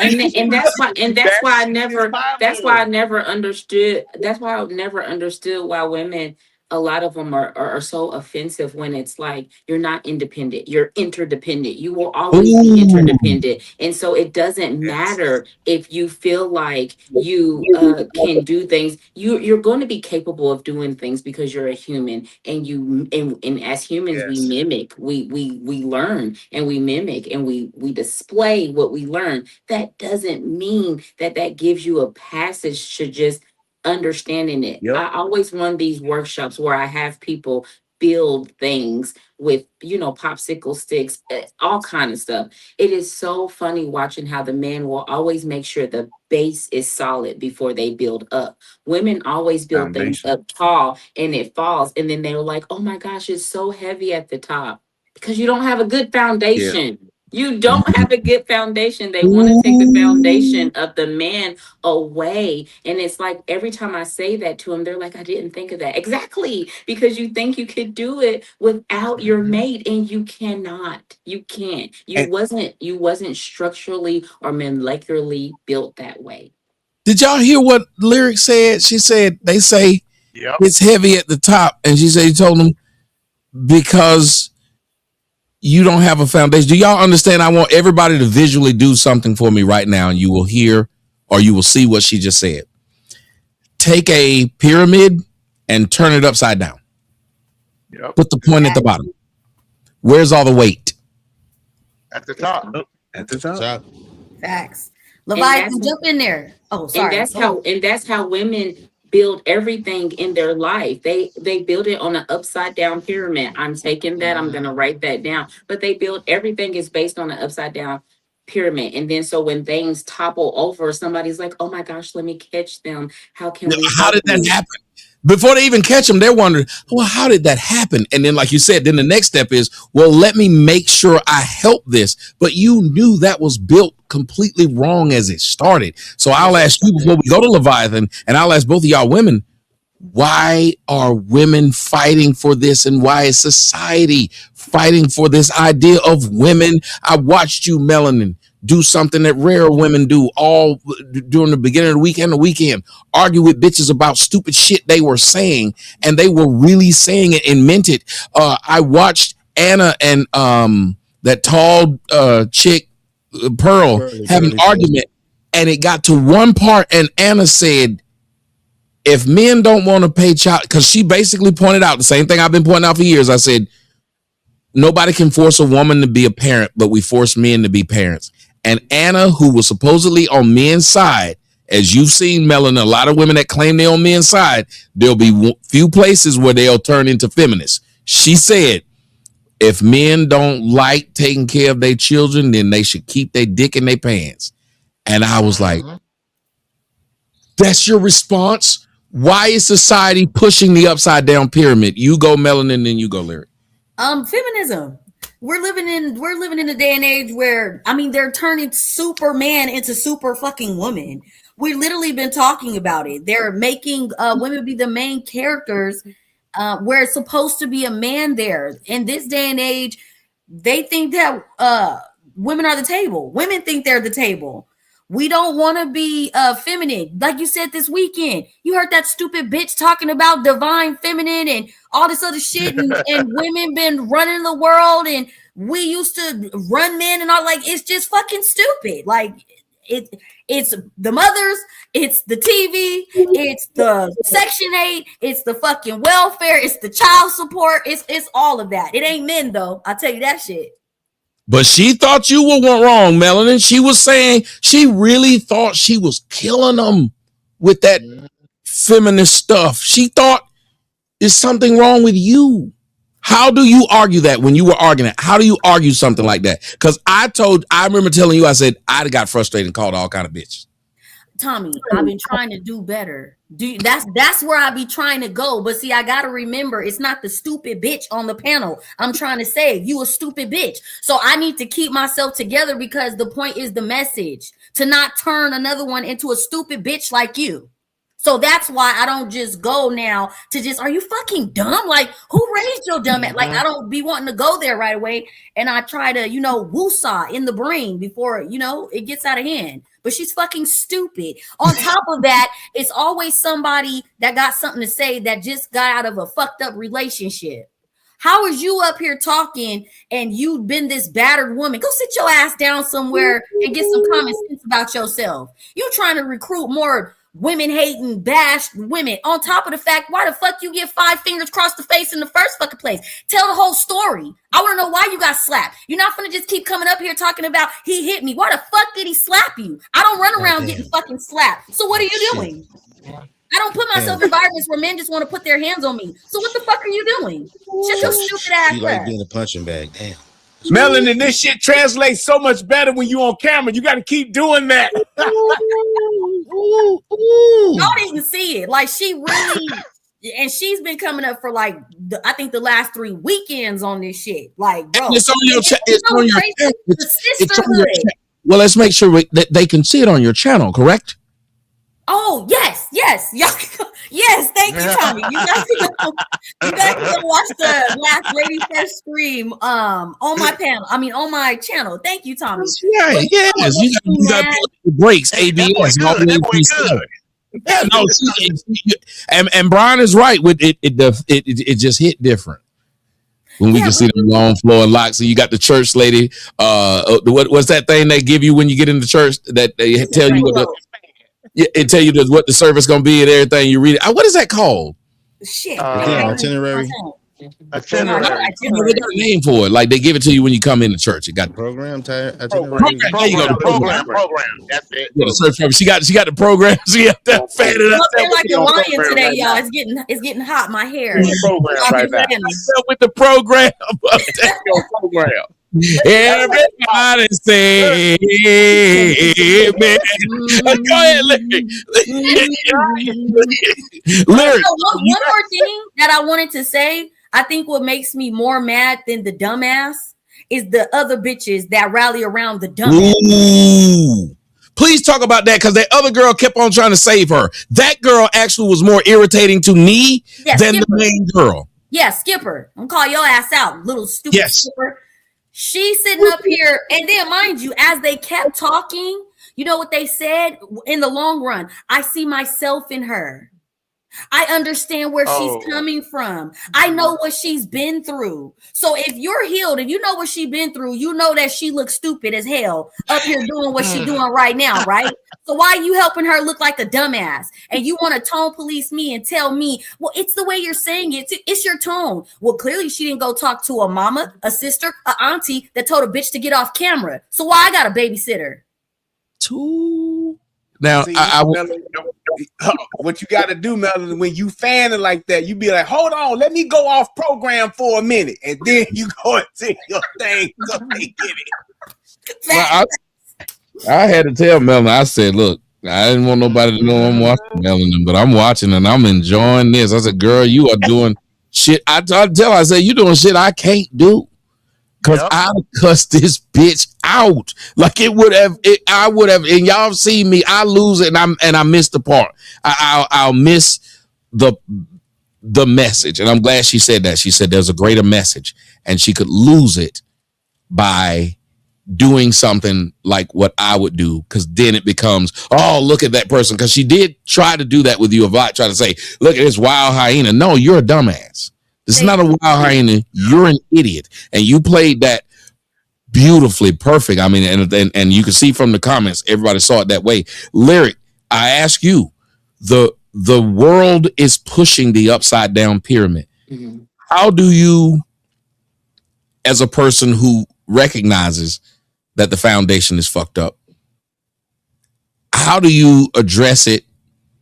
And how do you stop from being the person like that Skipper girl was, which is seeing something in somebody who's failing and leading other people the wrong way, but because you see yourself in that person, refusing to say something? Because as we go back to what we're talking about, the children and shit that you see too, I think a lot of these women are getting off on these cases because enough women are on these panels or on those juries who say exactly what Skipper said. I see myself in this person. Therefore, I'm going to let them get away with killing their kids.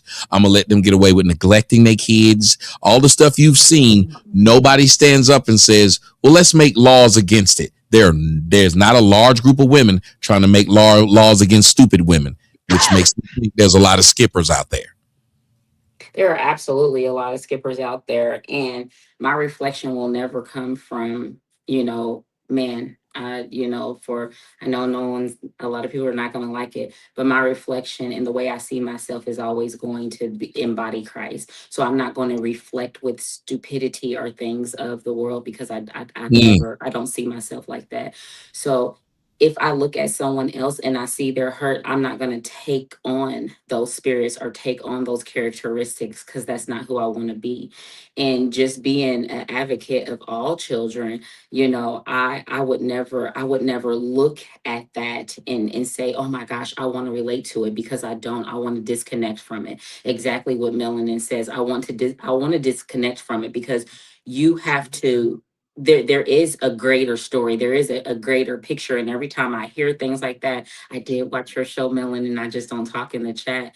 I always hear the end of Judges, and everybody did what was right in their own eyes. And I think that women are back to a place where they feel like I can do whatever I want and get away with it, and it's going to be fine. And it's like, it's absolutely not going to be. It's absolutely not going to be fine.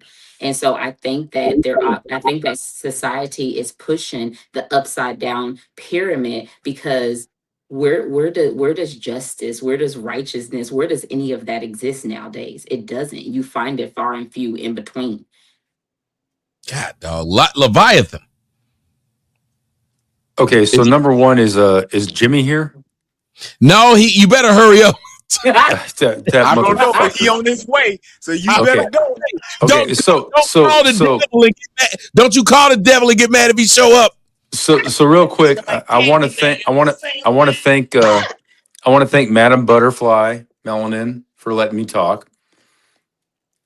She got her fan going, but something that Lyric said really struck a chord to me, because Tommy, as you know, I work in surgery and I work in transplant, and it's hard going. And I'm sure Lyric will tell you that it's hard going back and forth between life and death. And so what she said really struck a chord in me, where you have to have a certain level of connection with your patient, and whether they're alive or dead, they're still your patient, whether it's a child or an adult. But this has been a really entertaining show, and just if the zombie apocalypse hit right now, this is my go-to group. I got Tommy. I got Melanin, who's gonna kill. She's like Katana. She's like Melina with that fan. I got Brian with the guns. I got Corey. I got Lyric. I got everybody. This is the zombie apocalypse. This is the zombie apocalypse. Good in the zombie apocalypse. What about Jimmy? Oh no, Jimmy's back. I'm just kidding. You know, add Jimmy. Fuck Jimmy. Jimmy's a sniper. You gotta have him too. Oh, that's a good point. Oh, that's a sniper. Okay, that's a great point. But Jimmy gonna have to stay out in the shed. Oh, okay. Sorry, because he'll vote us all off the island. But anyway, Leviathan's only been voting you all. You're not gonna vote us all off the island, Leviathan. Jimmy, I will say this. It's sight, bro. I will say this. It sucks to be a victim of Jimmy, but it's a donation. So I'm like, I can't be mad at him. Right. It's the circle of life, bro. It's just. I'm like, you motherfucker again.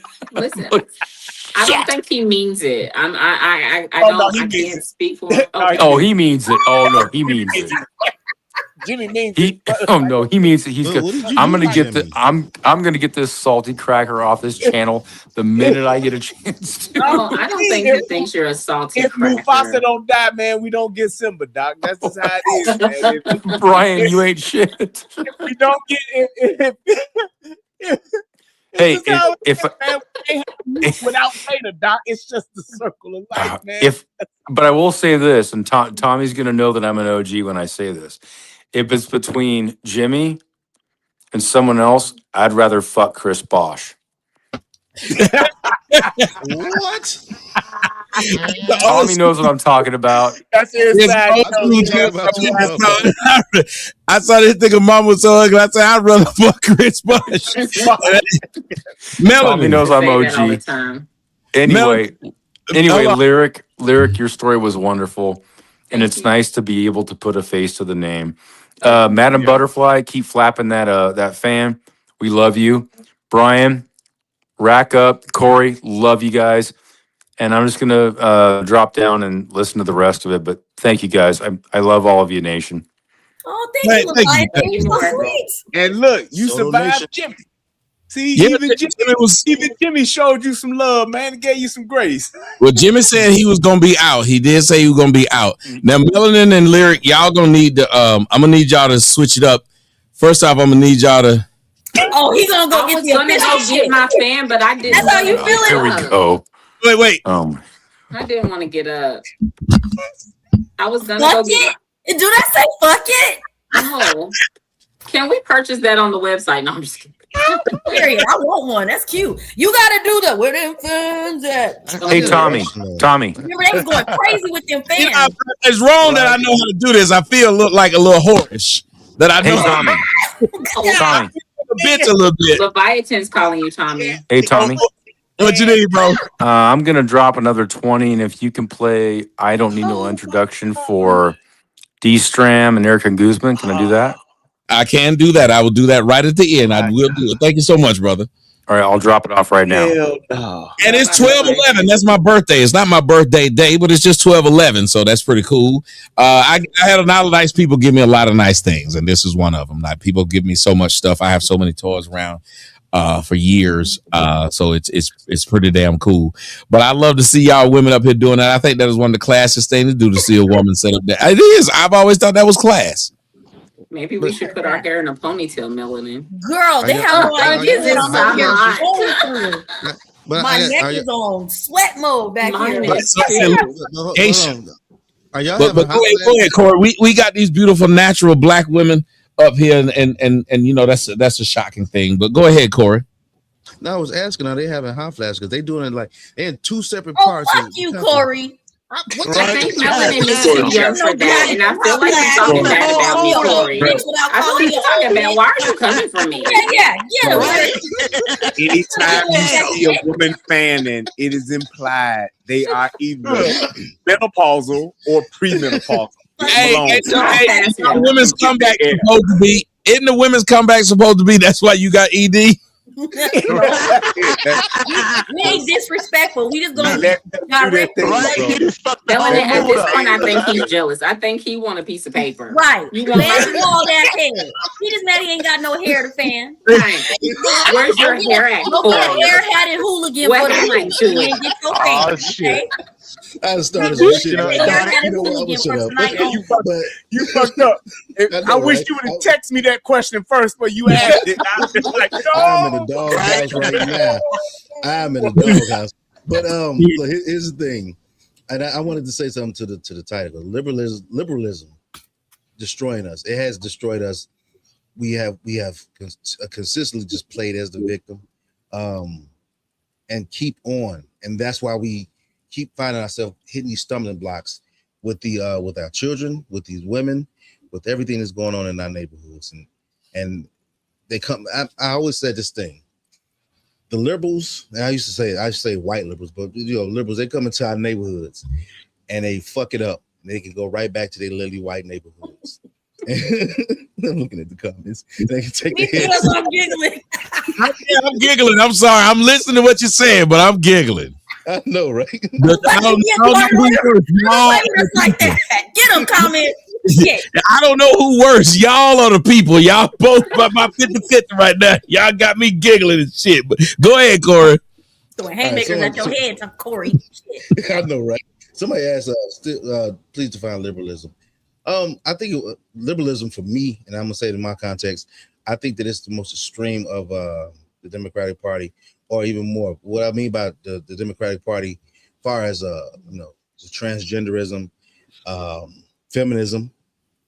I'm glad they asked that question because I really got to bring that. What if I define liberalism for you this way, and I'll see if you would agree with it, and that way we can move forward if you agree. I think liberalism is the biggest part of everything is about me, not about society, not about family, not about culture. Everything revolves around me. It's basically do as thou wilt. And I think that's what the liberalism has become. It tells everybody to go to your base instincts. Mm-hmm. I can agree with that. Now, 100%, I can agree with that. And I think more or less because we lost a sense of community. We had that real big, I will say, in the 70s, 80s, early 90s, and 2000. We had a sense of community. You couldn't go outside and just go mess something up without your neighbor knowing how to get in contact with your parents. Even the stores that were around my house, if you go in there, you did something, they knew your parents.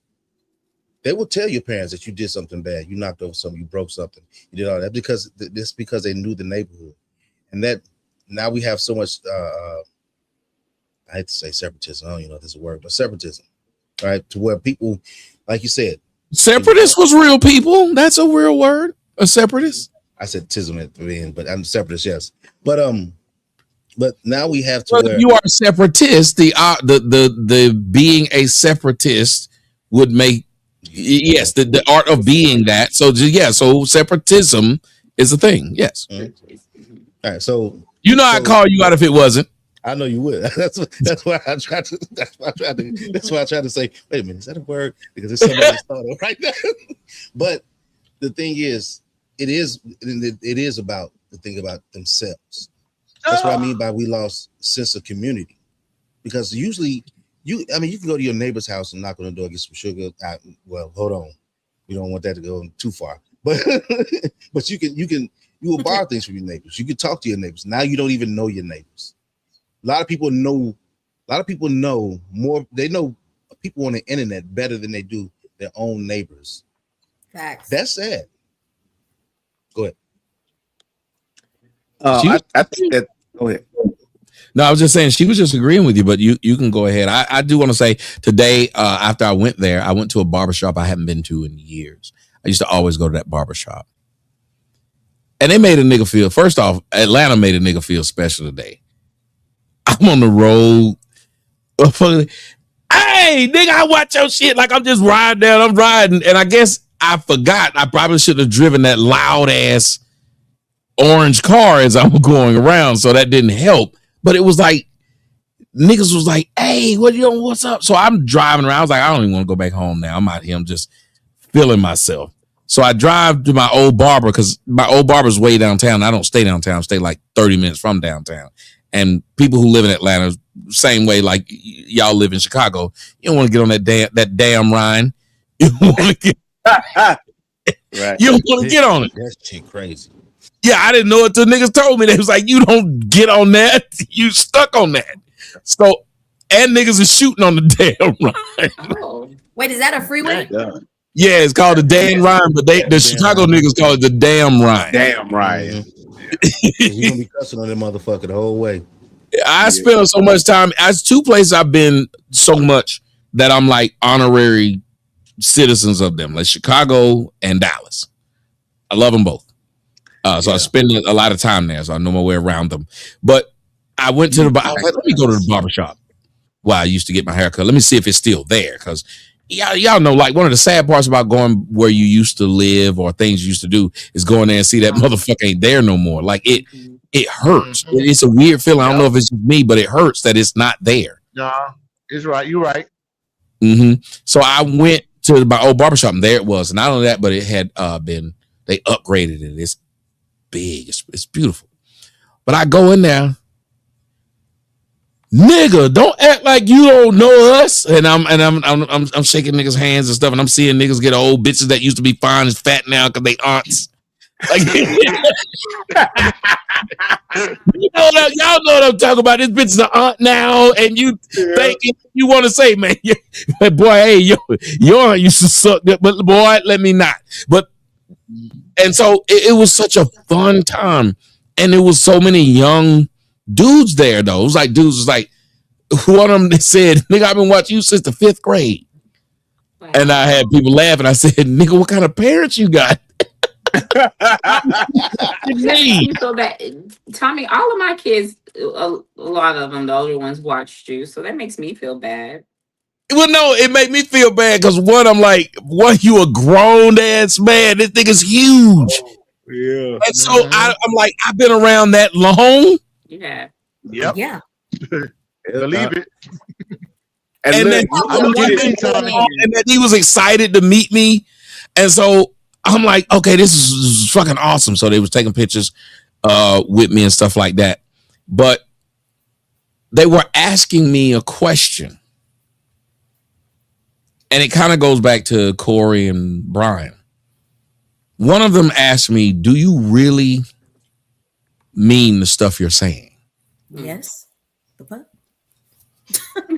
Oh, just wait, Melanie. Calm down. Oh, I thought I was on you. No, I will let you carry that.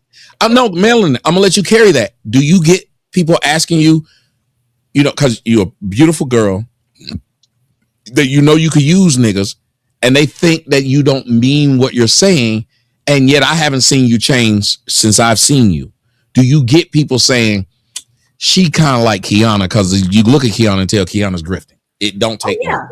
Yeah. It's only up until recently, I guess, because they haven't seen me switch or something, that people are finally like, she means what she says. But I've had people challenge and be like, no, like, she can't be real. And I'll be so confused because I'm like, how isn't this normal? Like, how do I keep getting up here and I only find a lyric? Like, how don't I have more girlies like me like this? I'll be confused. I really do. You know the difference between you, though, Melanin, and what I've seen is you have 2 things. You have control and you have passion. Damn, I thought you was going to say titties, but go ahead. That's implied. But a lot of women that are grifting in this space that do that, they're just repeating the talking points. They're just saying the things that have already been said, or they are just saying the things that they know the men want to hear that are in this space. So anybody, anyone, yeah, but I'm just saying, but after you talk for a while, then you will see the passion and the control that you have, which shows that you really do mean what you say.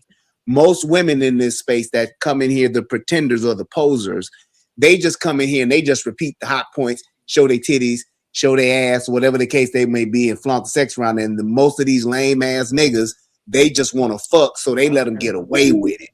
because they don't understand that, hey, you can still stand on your shit as a man and still fuck. But most men don't know that. So they let them come up there.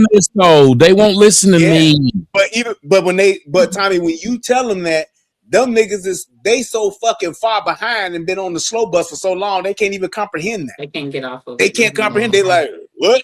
He said you can do both. I ain't never seen that.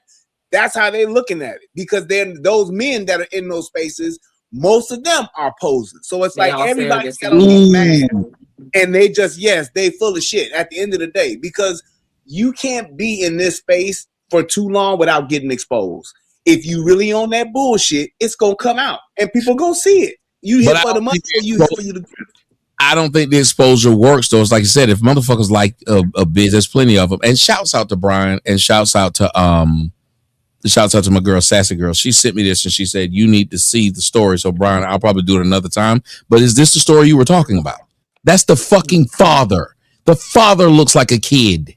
Who did what? What did he do? The father of the 10-year-old that Brian was talking about. Oh, that Corey was talking about with the one that Fantastic which one of them said, man, y'all niggas all look alike? Fantastic. Oh, they all look. Y'all niggas all look alike. We all you black.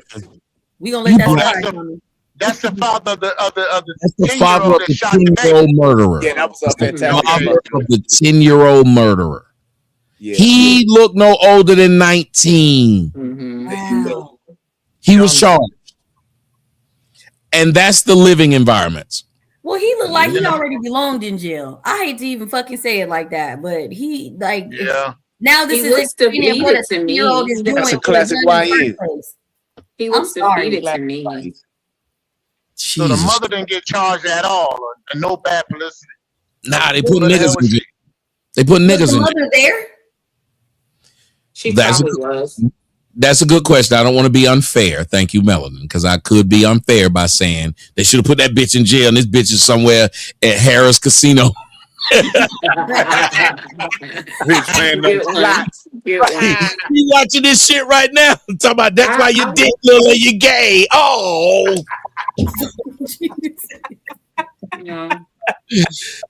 Oh. Yep. Yeah, I know one thing. Somebody pregnant again by somebody else. Real quick, I'm sorry, Wilbert, but somebody in the comments said dead eyes, and it looks like he's taking lives. Well, no, Brian said it. To me. Classic. Brian said that was the classic YN, not the classic. Yes, textbook. What is if YN was in the nigga encyclopedia, it'd be his picture there under YN. I don't understand why. Yeah, he said generic young nigga. Like these young niggas is out here doing the shit that we were talking about. Mm-hmm. Like, let me tell you something. The Chicago niggas, they know that nigga. They know to look out for that nigga. So they know that nigga. I will say this. Atlanta, we know that nigga. Melon, you can tell me, but I think LA knows that little young nigga. Like, he's not the one you're going to sit up there and tell him to sit down. You're not going to tell him to, you just know to avoid him. Am I lying? Oh, no, you're not lying. The Bay Area definitely knows him. Yeah, you just know him. Yeah. Come, Larry, you tell me in Indy don't have that, you don't fuck with this nigga. This he from what's that little town y'all got where y'all be? Gary. Yeah, he from Gary. Yeah. He talking about ooh wee.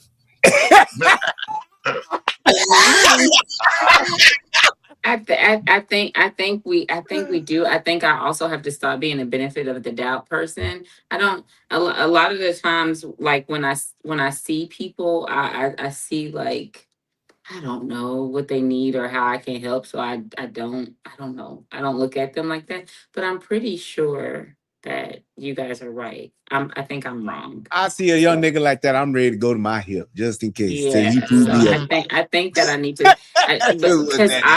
because I had like and you guys are right because there's a program that I have here where I help them and the ones that are, as you guys were talking about, they last a good 3 months and then it's like, oh, they slice somebody's neck. So I think that I'm wrong. He said, oh, they slice someone's neck. So, Look how nice she put that.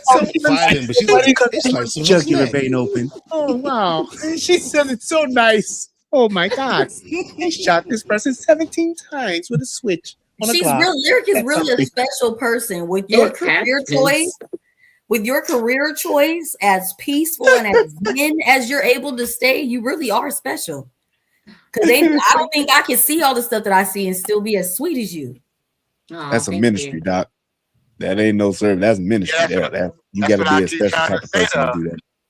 Exactly. Yeah. That's what I was trying to say. Keep up what you're doing. You're doing a lot. Well, thank you, guys. I wanted to also say, from what Brian was saying about melanin, I think also there is a passion there, but I also think that there's like a lot of research that has to be done, and a lot of the times when people are well read on the situation that they're going to talk about, and they have an understanding and like just experience, you get a genuine person. You get a person that knows what they're talking about outside of somebody that is just putting on a show. Because I think there's so many YouTubers now and so many people that want to be analysts and speakers, and they're none of those things. They weren't any of those things in school. They wasn't going to aspire to be any of those things. But then you get to build a caricature and come on, this platform and pretend that you're intelligent, and we can tell that they're not right by their vernacular, because a lot of people, someone that has intelligence, they don't have to constantly say it, and their speech is going to give them away. And so when you have a person that was groomed with it, i.e. Melanin, i.e. Tommy, i.e. Mr. Man who try to pretend like he's big and bad, Brian, you have genuine people. And so and she's the display, she embodies that, is what I'm trying to say. So yeah. Well, I'm glad you said on this platform, because I didn't know where you was going after the first thing you said. Oh. You said they come up here trying to come on. I was like, Oh. Hey, it's his motherfucking bedtime. How many shots they bought this man? 7? I didn't know where she was going, but I was interested. But when I was at the barbershop, we talked about this thing. And I know some of y'all can cut it out after. That's a good thing about YouTube. It allows you to cut it out. But we talked about this, and I talked about it with y'all. And it was funny. They agreed with me when I talked about it at the barbershop. And again, if you have not seen my Barbershop Chronicles, you can go over to Fight Club, onlyfans.com/Tommy Sotomayor. You can see him. But this was one thing that we talked about. And it goes back to what Brian was talking about YNs. And when they were talking about this, I brought this up because I said, we thought this was really good, to the point of where they was playing this at basketball stadiums and everything. And I want y'all to listen to this and tell me what you think. Show the men outside the club, and the security guard just won't let them in.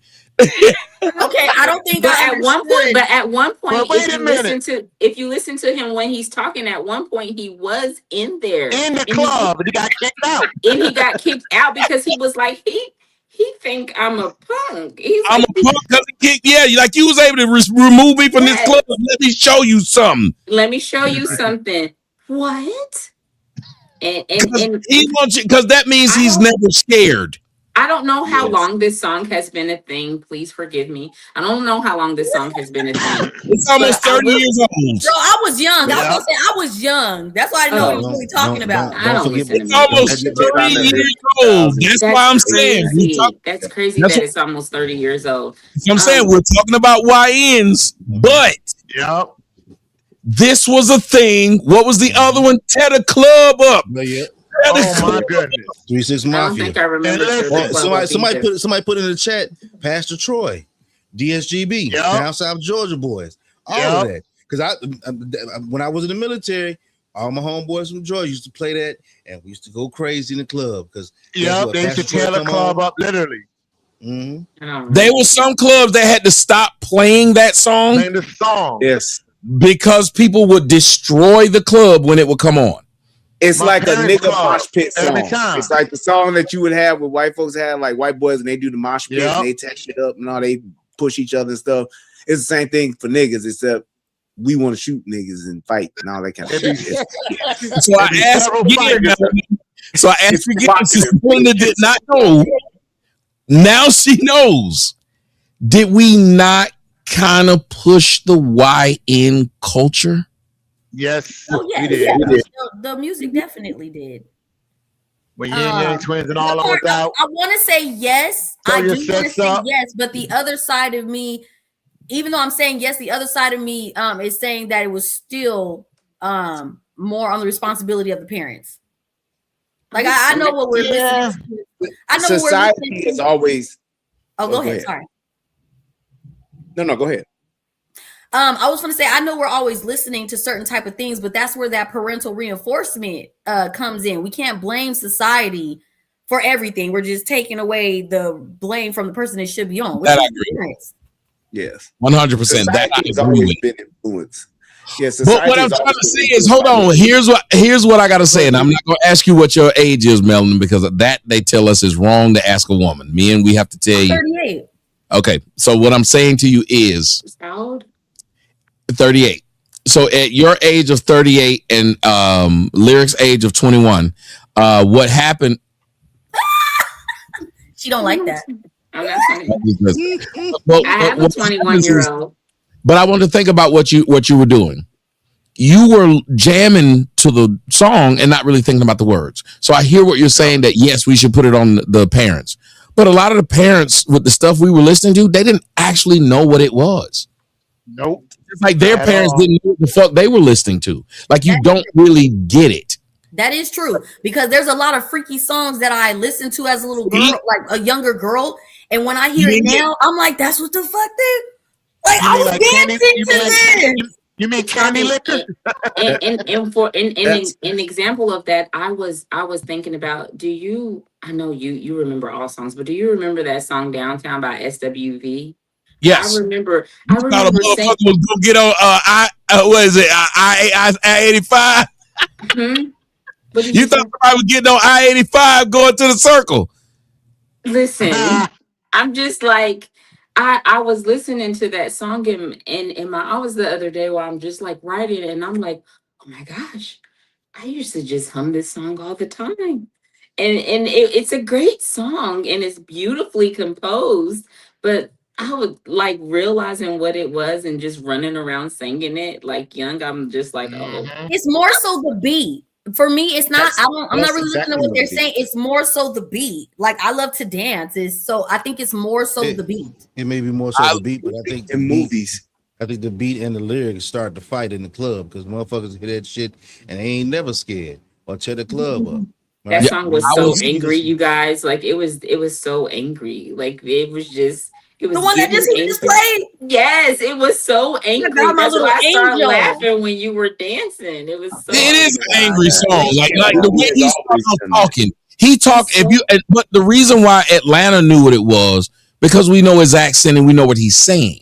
So he's speaking. Yeah. So he's like, motherfucker, want to stop me at the club, nigga. You don't mean nothing. Like we know what he was saying, but if you're not from there, you don't get it. Like I remember, I love this group. And the guy who was the lead singer was a fag and he died of AIDS. But anyway, we didn't know this. It's a group called Mercury. It's a group called. They got clothes on? No. Let me finish. Okay. It's a dude called Kenny Green, and he was the lead singer of a group called Intro. And I bought the album and I played it for my mom. And we were driving around, and my mom used to drive like a minivan. My mom was a Christian lady. And I'm listening to this song. If you let me come inside. I'll make you feel all right tonight. Oh yeah. He was loving it. First line, he says, I'm thinking about you. The last time we made love, and I fantasize so many things that I dream of. I wanna do with you, baby. And tonight won't be the same. I wanna come inside. I like to hear you call out my name. So he's singing this. I'm not paying any attention. Terrible song. I had the album. At the end of the song, he goes crazy and starts explaining what come inside means. Now, they never played that on the radio. That's true. My mother knew at the beginning, like, this isn't, I don't think this is right, but maybe, love is, they use the word love interchangeably in all old school music. So this nigga, if you let me come inside, oh baby, if you let me come inside. And he's talking about coming in the woman. Sure, it was a woman. Well, we know now, but it was a woman. It was a woman talking back and forth to him because he was coming in her house. It was so that's what it was. A lot of gay men were smart back then. They didn't say it, but it was this thing to where you were like, oh shit, that's what they mean. The woman who sings that song, Minnie Riperton, Inside by Love. Yeah, they were. But the older people didn't understand what they were saying. So you let them listen to it because the young people are. I let my daughter listen to all them little young girls singing them damn songs. I crashed my car into a bridge. I don't care. I love it. You know that? See? Look at you. Melanin. Oh shit! But it's more like underneath. Like it's just that. Wow. She's funny, man. She's funny as hell. But hold on, did y'all see what Melanie did when I said I crashed my car into a beer? She was like, yep. And then when I she was like, oh, I love that. So I was like, that's what preceded the chorus. Yes. That song is lit, okay? Don't be hating. It is, but I'm saying, like, we don't know what they're saying because children think it's just fun, and Lyric was alluding to this. And old people think it's just entertaining my kid. Yep. It's the people in the middle that be like, you don't know what they're saying? Right. Yeah. And that's why I agree with you that it's the parents' fault. But I think some of us, we just start thinking it's innocent. It's been like that forever, though. It's always been something that has always shown us something different, something bad, something ugly, something terrible. Whether in movies too, what fucking Superfly and the Mac did to niggas' minds, it fucked niggas up. It made every nigga want to be a cool ass pimping, coke slanging, coke snorting ass nigga on the street. Thought that was like a super nigga. Why? Because that's what the movies was. But getting back to Tommy's point and what he been preaching about for years, it's fathers that tell you the difference between that shit. It's fathers that make you separate that shit. We can see some shit on TV and see some wild shit, and we can look at it and be like, yeah, that shit was cold as hell, or that shit was funny, or that shit was wild. But then we know how to separate that shit from reality because we know the consequences of those actions. Hey, nigga, don't think you can do that shit that you just saw on TV in real life because you will get your ass shot, killed, or go to jail. This is entertainment. So the songs that we listen to and things like that, those songs that were written just like back when they did Proud Mary. Proud Mary was about smoking weed. Big wheels keep on turning, Proud Mary keep on burning, rolling on the river. That's about smoking weed. But during that time, it wasn't the thing to say, hey, Mary Jane. Mary Jane. I'm in love with Mary Jane. They thinking that shit right. So it's like those songs that came about. Yes, there was parents back then. That's why shit didn't go off the rails. But now you have shit that has progressively gotten worse, and there are no fathers. A mama don't know how to tell a young nigga that drill music will fuck your mind up. Don't listen to that shit all the time. Take it for what it is. We can listen to that shit because we can separate the two. These niggas saying smoking on Tuka, that shit is real. Yes, we smoking on this nigga. Even when they say on phone them grave, it's not even really music no more. They casting spells in these motherfuckers because all they do is repeat the same line. It's some sort of weird. I don't even listen to that shit no more. When they say on phone them grave, they say on phone them grave. People they don't even like a lot of these kids don't even know what that means because folk actually go with the folk on the hustlers. That's a different game. And everybody say, or then there's a different meaning family over everything. Sometimes I think we do ourselves a disservice when we don't I'm not saying you got to go listen to music. Corey, please don't go past what the young lady said though. As TLG said it also. These motherfuckers are really casting spells. Yes. You're right. Yes. That's why I would never niggas. That's why we learned that shit early on. Don't be talking about I'm a die or I'm a be dead. But I never said that shit, man. I never said that, man. I'm gonna probably be dead by the time I'm 17. Shit. And you got to take in consideration that the drugs that they on nowadays is nowhere near what we was on. You know what I'm saying? It opens them up. It opens them up. So I had rode through a parking lot one day and I was getting to a tight spot. There was a club. I was going through the roundabout, just looking and seeing. This kid's chronic was so strong, it lingered in my car and I just bypassed them. And I had to open up my window and cut the AC on to get that smell out. You know what I'm saying? And I just rolled past them for a second. Oh no, this weed they got it strong. You can drive through. You can drive through portions of Atlanta, and it's just lingering in the air in Atlanta. Yeah, it's just lingering. Exactly. I was shocked. That ain't weed. That's a chemical. We wouldn't touch even back then. That we knew that was the powerful shit. We wouldn't touch shit like Sherm sticks. We knew what the fuck that was. We wouldn't touch like PCP and LSD. We knew what that shit did to you. Yes, sir. Just like how these niggas know about fentanyl. Right, what was the word for it? If you did anything outside what of weed, the hell is he smoking? We used to call you a Sherm head or a hype. Yes, we used to call you a hype. Like they call them clucks now, but we knew, we knew, but I'm saying we knew that because it was like, it was boundaries. That's the whole point I'm getting to is that that's what fathers did. They set boundaries. And even when we were young, when a lot of fathers were getting out of the homes and were leaving, we still had the remnants of that still in us, which is why we were able to still decipher a lot of the shit. We still made fucked up choices, but not as much as they are doing today. I've never seen so many young people literally throwing their lives away at such a large capacity. They don't give no fucks. Juice WRLD. Not at all. Juice WRLD. Juice WRLD. Kids wasn't ODing like that when we was coming up. What's Juice WRLD? Well, I'm going to say Juice WRLD's a rapper, but I want to say what Donnell said. Donnell from the comment section said the movie "Are We There Yet?" The intro song is Prince. I want to be your lover. I really didn't pay attention to the words. Till my daughter watched the movie. I want to be the only one to make you come. Running. Then he throws running. He throws running in there, but he stops at come. It's another one.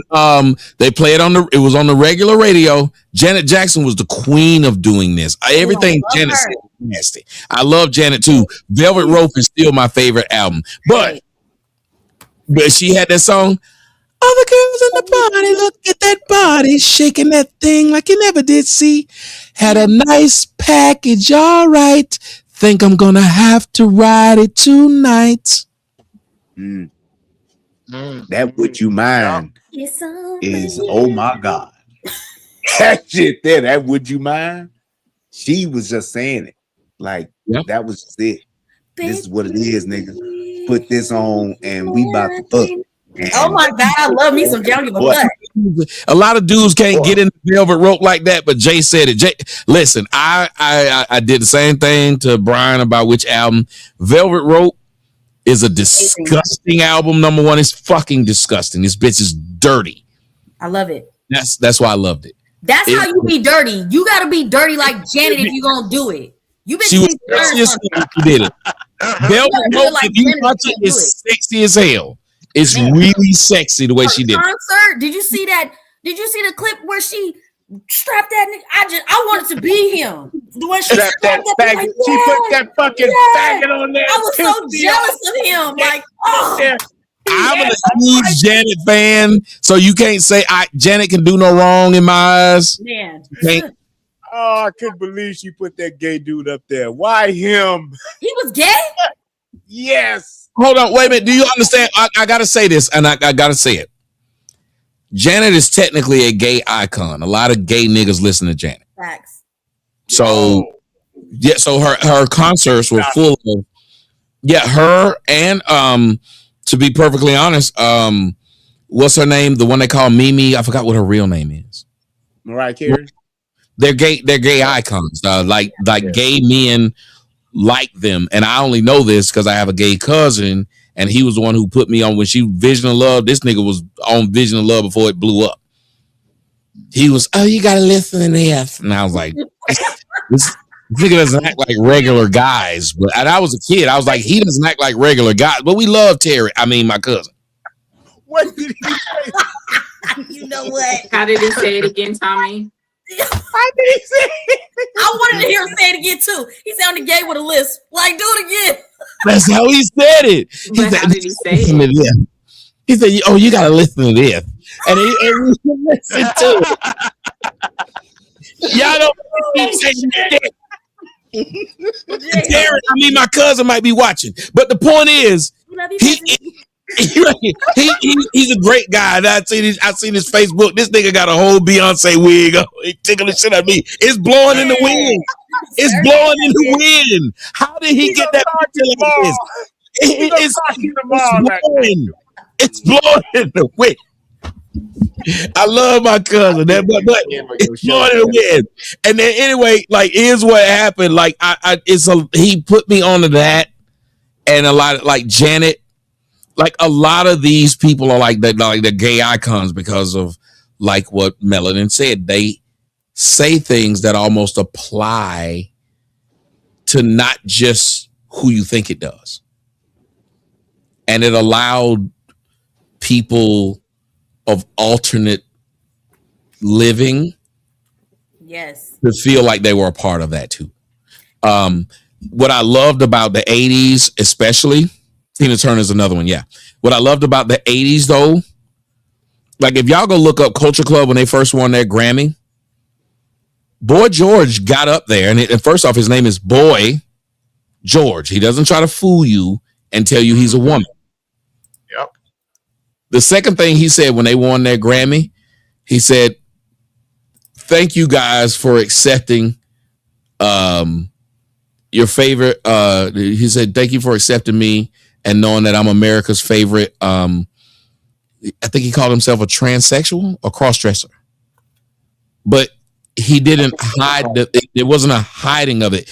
And see, what I try to tell people about this is we gave him a Grammy and no one cared. Yep.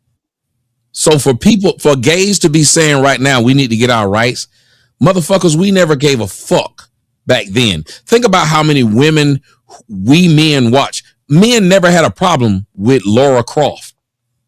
Yep. Men never had a problem with that bitch from Resident Evil. Men never had a problem with that bitch from Underworld. Why? Because they never told us we had to like them because they're females. Yep. Today, the females that y'all are putting in front of us are assholes and dicks. It's like what Melanin was having to deal with. That girl she was talking to had and you tell me if I'm wrong, Melanin, she had a undeserved feeling of importance. And I think that's what made her ugly. Yes. Wouldn't it be arrogance? Yeah, it's like, but it's undue. All arrogance isn't undue. Facts. Hers was undue. Right. And that's what they're forcing on these girls, just like these homosexuals. He's homosexual, and I can't say his music sucks. Right. Because he's gay. Right. She's fat. We can't say she can't act. Well, because you're wrong. All these things never happened in the 80s, but there was just as many gay niggas in the 80s. It was. Yep. It was probably more. Maybe even more so. Yeah. I didn't even learn Luther Vandross was gay until I want to say the nigga that came out and said we don't have to take our clothes off. It wasn't a nigga that didn't think he was a punk. Exactly. Soon as he said we don't have to take our clothes off, we was like, oh, that's a punk. Yep. He still went black. Yeah, I was just about to say that, but that was the whole thing. And that's the difference between the LGBTQ today and homosexuals yesterday. Y'all are trying to force how you have sex and making us accept it. I could care less what a man does with his penis. I could care less But when you try to make me acknowledge it and you try to force it on me, or even worse, trying to force it and expose children to it, hell yeah, I got a problem with it. I have a big problem. Sylvester was a 6'5" bald head nigga, black as I am, sitting up there talking about some "you make me feel," and people accepted him for what he was. Yes, it was about his talent. It was his talent. It wasn't. No one his had a problem house music. No one had a problem with RuPaul. Yeah, RuPaul is one of my favorites. Before RuPaul, Chicago house music, all of the pioneers of Chicago house music, yes, they were all gay. They were all gay, sleeping with each other and everything. And it was never a problem. Never. Because we didn't give a fuck. Hey, Brian, are you familiar with that song? With that house music, remember that song "Follow Me"? Follow me. Oh yeah. Why don't you follow me? Hey, you had straight dudes jamming to that shit. No, but here's the thing. Like you gotta listen to what Brian's saying. Say it again, Brian, about the fact that it existed and everybody knew. Yes, it Chicago house music existed and it became a thing, and that you talking about a handful of dudes created a whole new phenomenon, a whole new style of music, and it blew the fuck up. It was big, huge. Them motherfuckers was doing music not just in Chicago. They started doing it all over the fucking world. Detroit, DJ, Baltimore, Detroit, yes, Miami, all of that shit, and it never was a thing. Think about it. Remember when Madonna did what people don't understand? By the time Madonna did Vogue, that was already house. Yes, men had been doing. That's all it was. She just took that and tried to make it. Yeah, Vogue had already been a thing, and it was how they would do it to house music. Sure did. Thank you. Voguing was a thing. She did the song Vogue by seeing the gay niggas do that shit at the club. We had a club called Warehouse up in Chicago where all of the gay people and straight people went.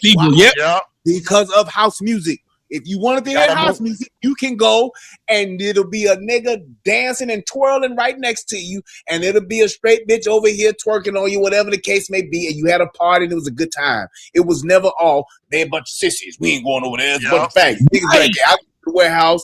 Yep, you know it. Yep. It's time for the percolator. It's time for the percolator. You ain't doing it. We are all this shit.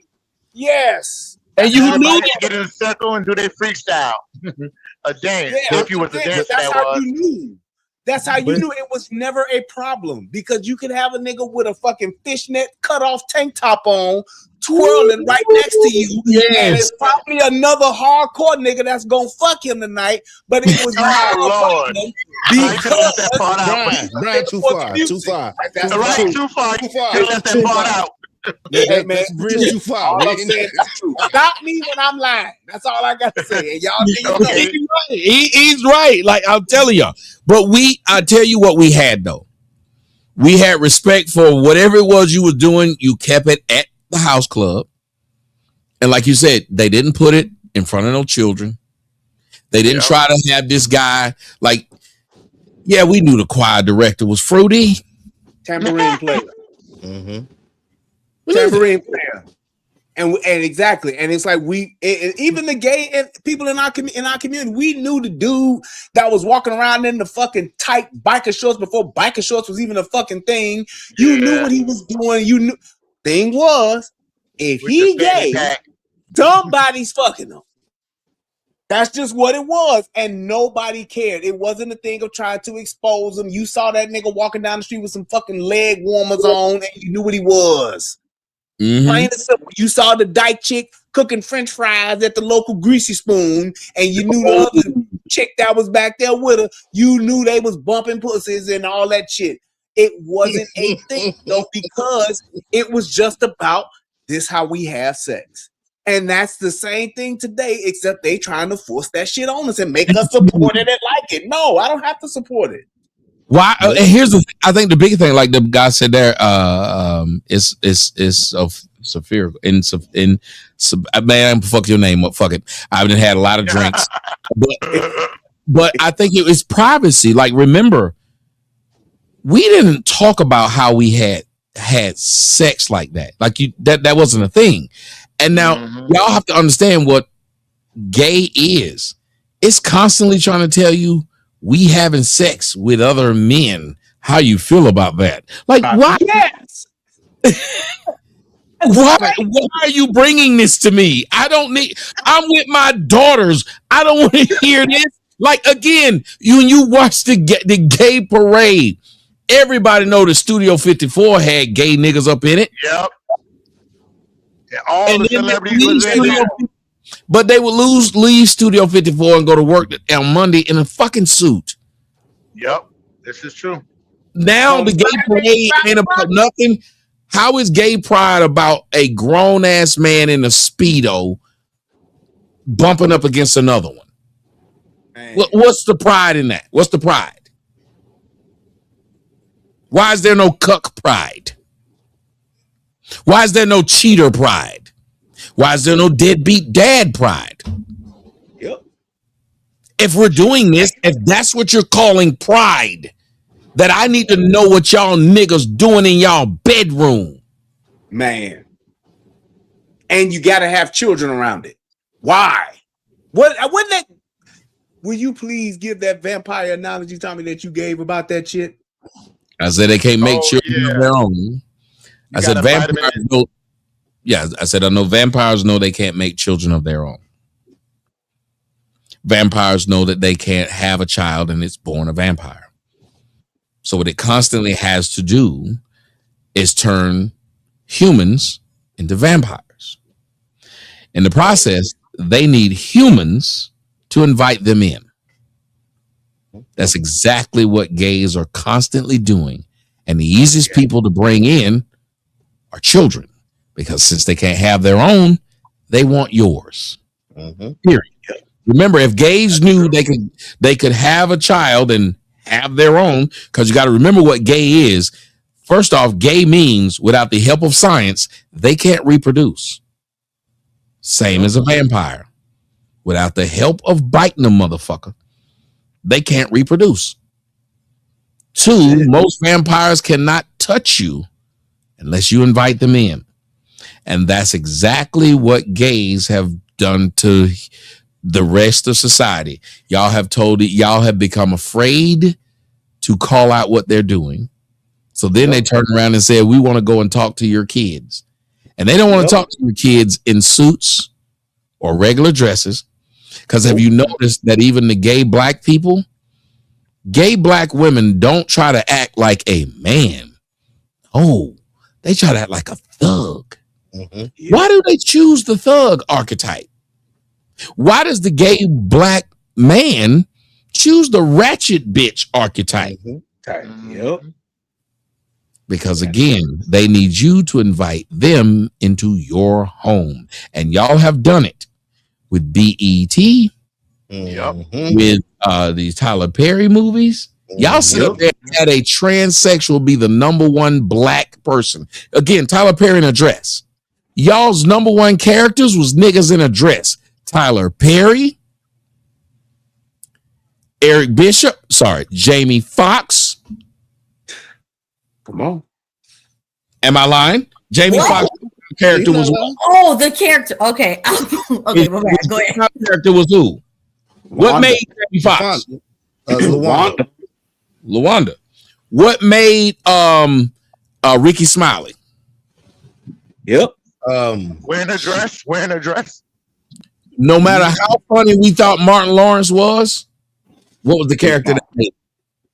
Big Mama. Shaniqua. I hated that. I never watched that movie. I hated it. Never wanted to watch it. I was talking about from the TV At first, Big Mama was funny as shit, but it was. So all I'm saying is, and I don't even have a problem with them doing it. I'm saying, look at how they had all these black men.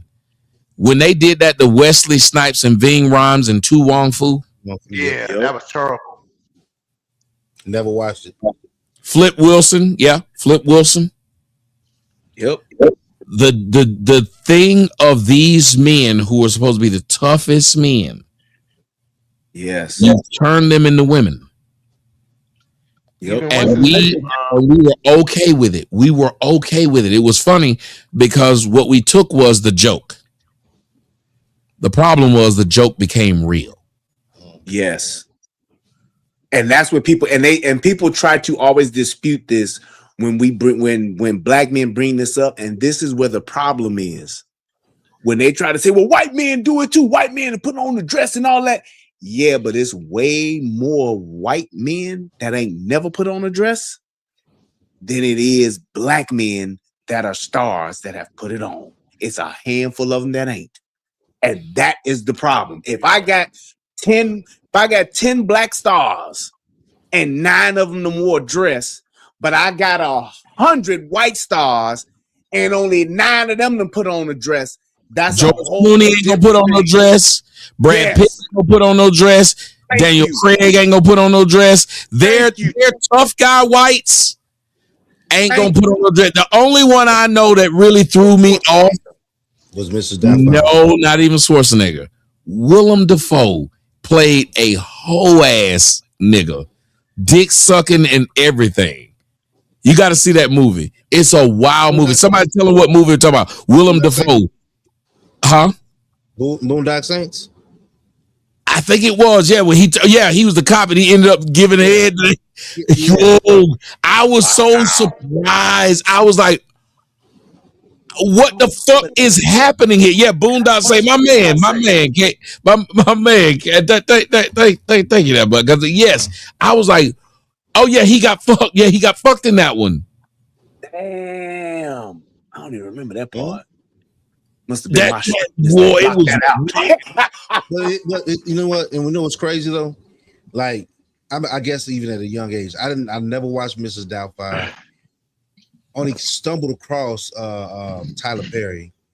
Never watched what's that one with Marlon Lawrence? Big Mama's House. Big Mama's House. I never liked the comedy to where a man was in a dress. That was just maybe it's just my thing, right? I understand I didn't make a big deal of it, and I didn't mind whatever. Hey, however they're gonna get their money, but I never found those movies or those type of skits. Never seen Tu Wong Fu because he just brought that up. Never. I remember seeing. I said, I don't want to see that shit.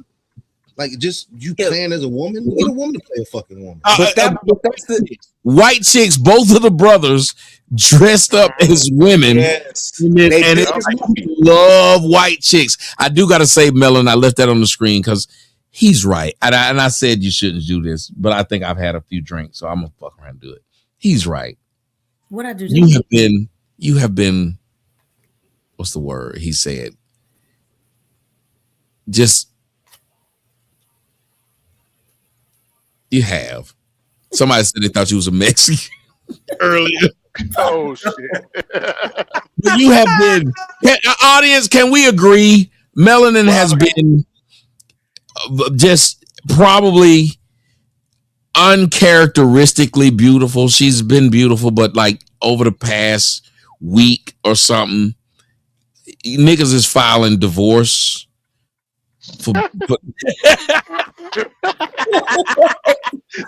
You have been. I said up there. I've been sipping a little bit. I said, why isn't she live? Why hasn't she gone live? You miss me. I'm sorry. Spent 17 minutes.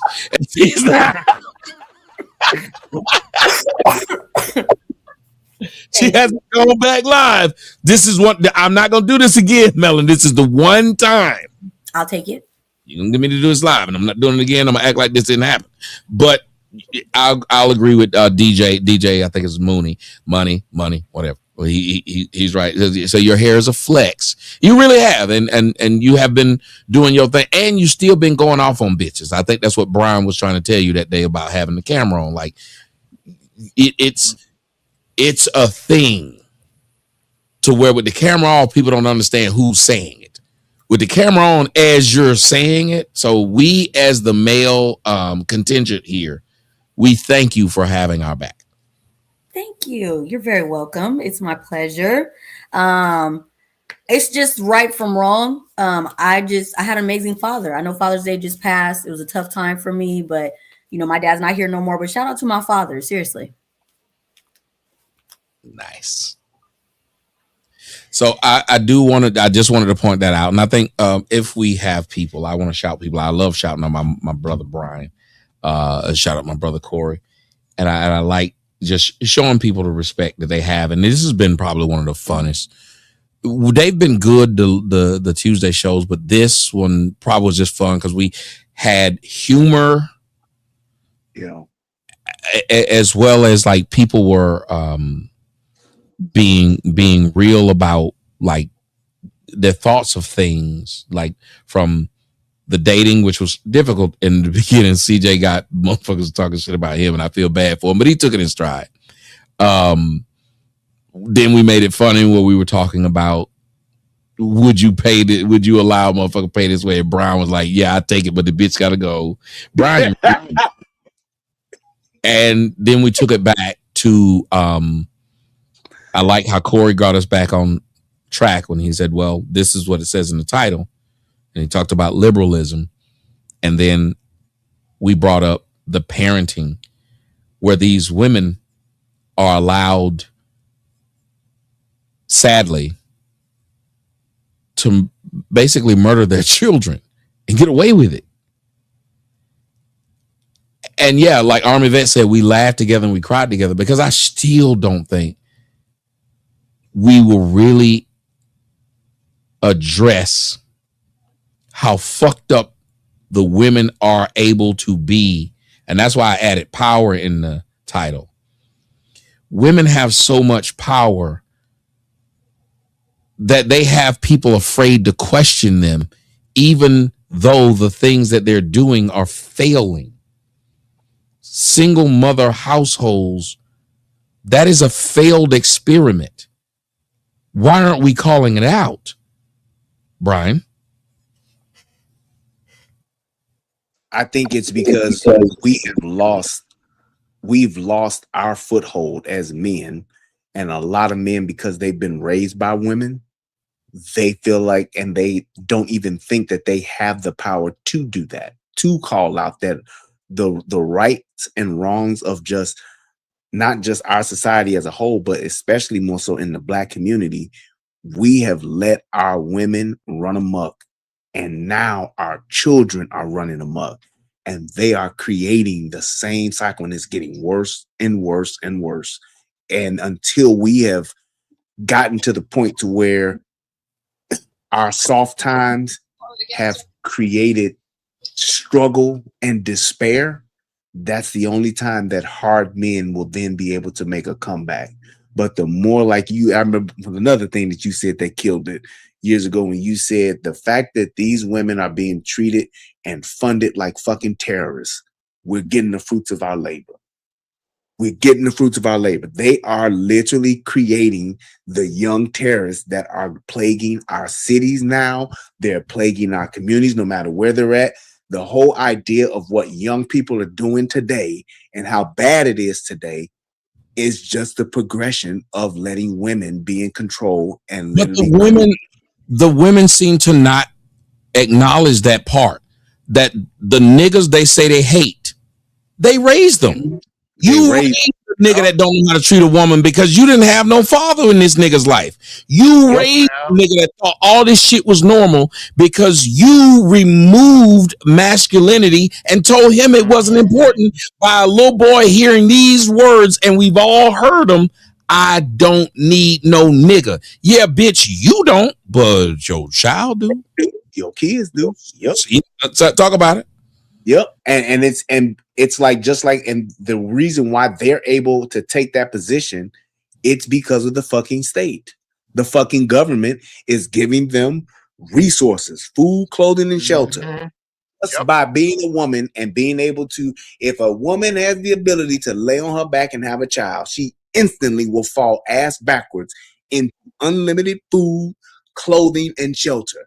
And until that goes away, because when you look at other societies that don't have that fucking parachute, those women find value and look at their men in a whole different way. They treat them different, and they have a different type of reverence for their man.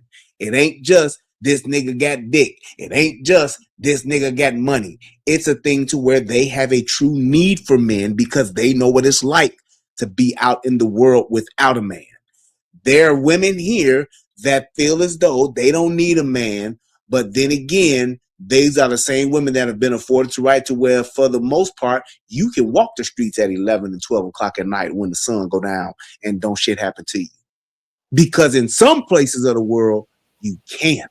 Facts. And those places of the world, they understand that and they realize, yeah, I can be fine and I can do all this and do all that, but I want to be able to walk around and move around and not have to worry about some nigga dragging me off the side of the road and beating me or fucking me or killing me, even worse, and nothing's being done about it. And people don't have that idea here women don't have that idea here that shit is happening.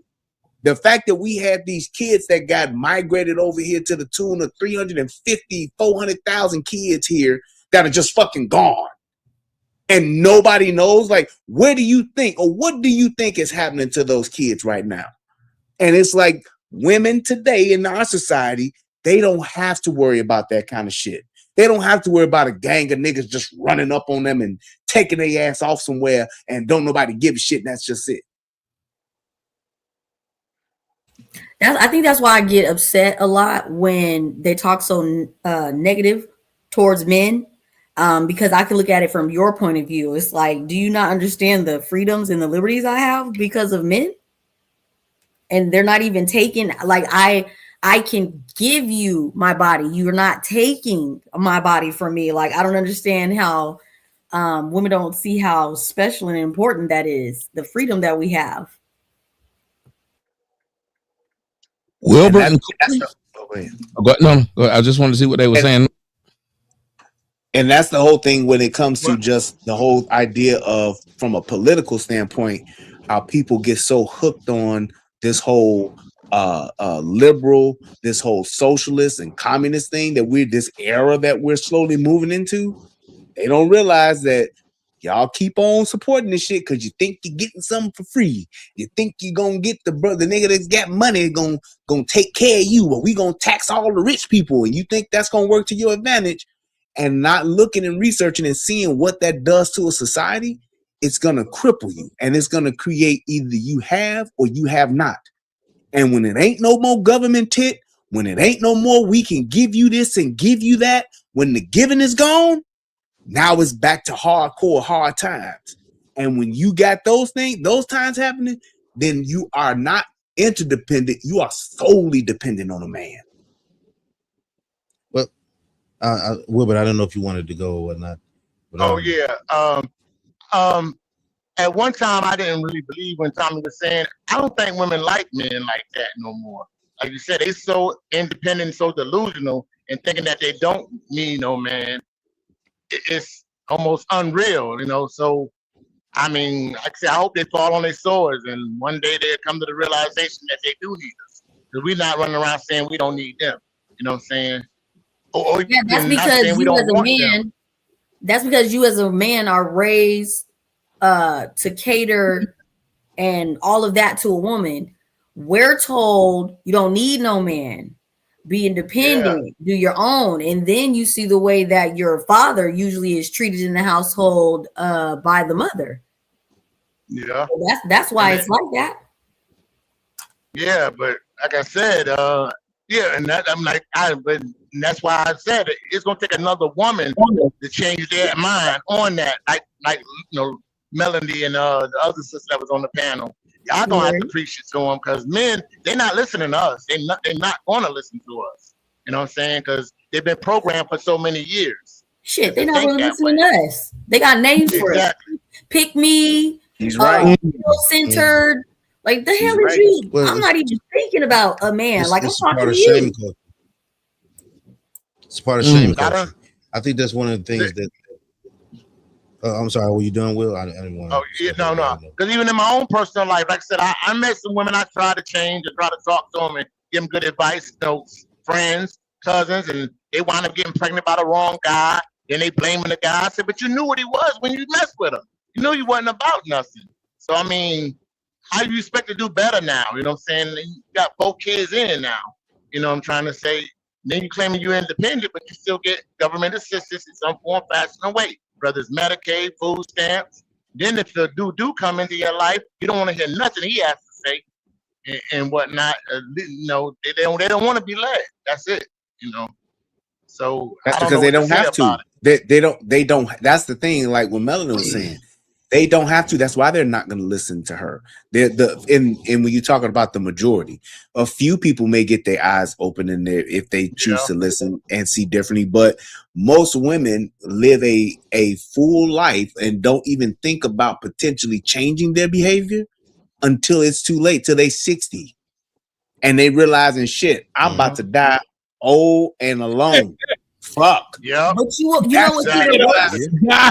You know what's even worse than that? They'll get at that age and then try to ruin the ones fresh off the porch. Yes.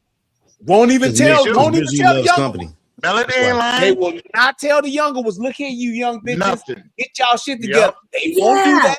They will sit and be worried about themselves and say, fuck, I just got to try to find me a piece of a man that at least be here to check on me in case I do fall and break my hip or something.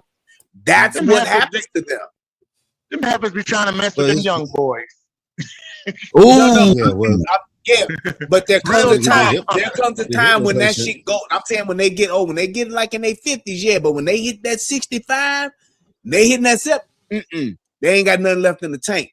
And now they're looking for some type of companionship to where they can realize, well, shit, if my grandkids don't come and check on me, I'm dead and the cat gonna eat me. That's when they start to rise up. Brian, I think you might miss. I'm gonna side with. Let me tell you, I'm gonna side with Wilbert on that. I think it's still a lot of 60-year-old women out here, still fucking young dudes out here. Because I watched them on Instagram showing off their big ass. So who you think they're trying to get? Because only young niggas is just thirsty and running at them like that. Remember, old niggas, he done figured out, hey, I done got old. Let me get me somebody that's really serious. So who's this this old bitch targeting with all these videos and shit with her ass? I think that they don't have anything to teach the young girls because damn near until the day they die. Remember, our grandmothers wanted to teach the young girls, even would call them on their shit. I don't think that woman exists anymore. Where's that black woman at? She's gone. She's gone, but then she's gone, but she's been replaced by the government. That's one of the problems. I think she's been replaced by the thought of everlasting youth. Delusion. Yes. All of these women think they never get old. They never think that. They don't. But the reason why I say somebody said Vivica Fox showing off her new BBL. Why would you get a BBL at her age? At her age. She looks fucking stupid. Even if she got the BBL, you should look at that motherfucker and not want it. She didn't make me want a BBL. Nothing. Hey, did y'all see that new Lisa Rinna about? I seen that. Spend that check, spend that money. Yeah. She out there doing the same thing, trying to catch a young nigga. They talked about what's her name's mom, and I remember I was saying how fine she was too. I was a part of that. Will Smith's wife's mom. Yep. Why were we bigging up her so much so that she stops feeling her age? Yep.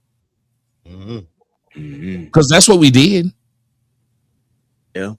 This woman stopped feeling her age.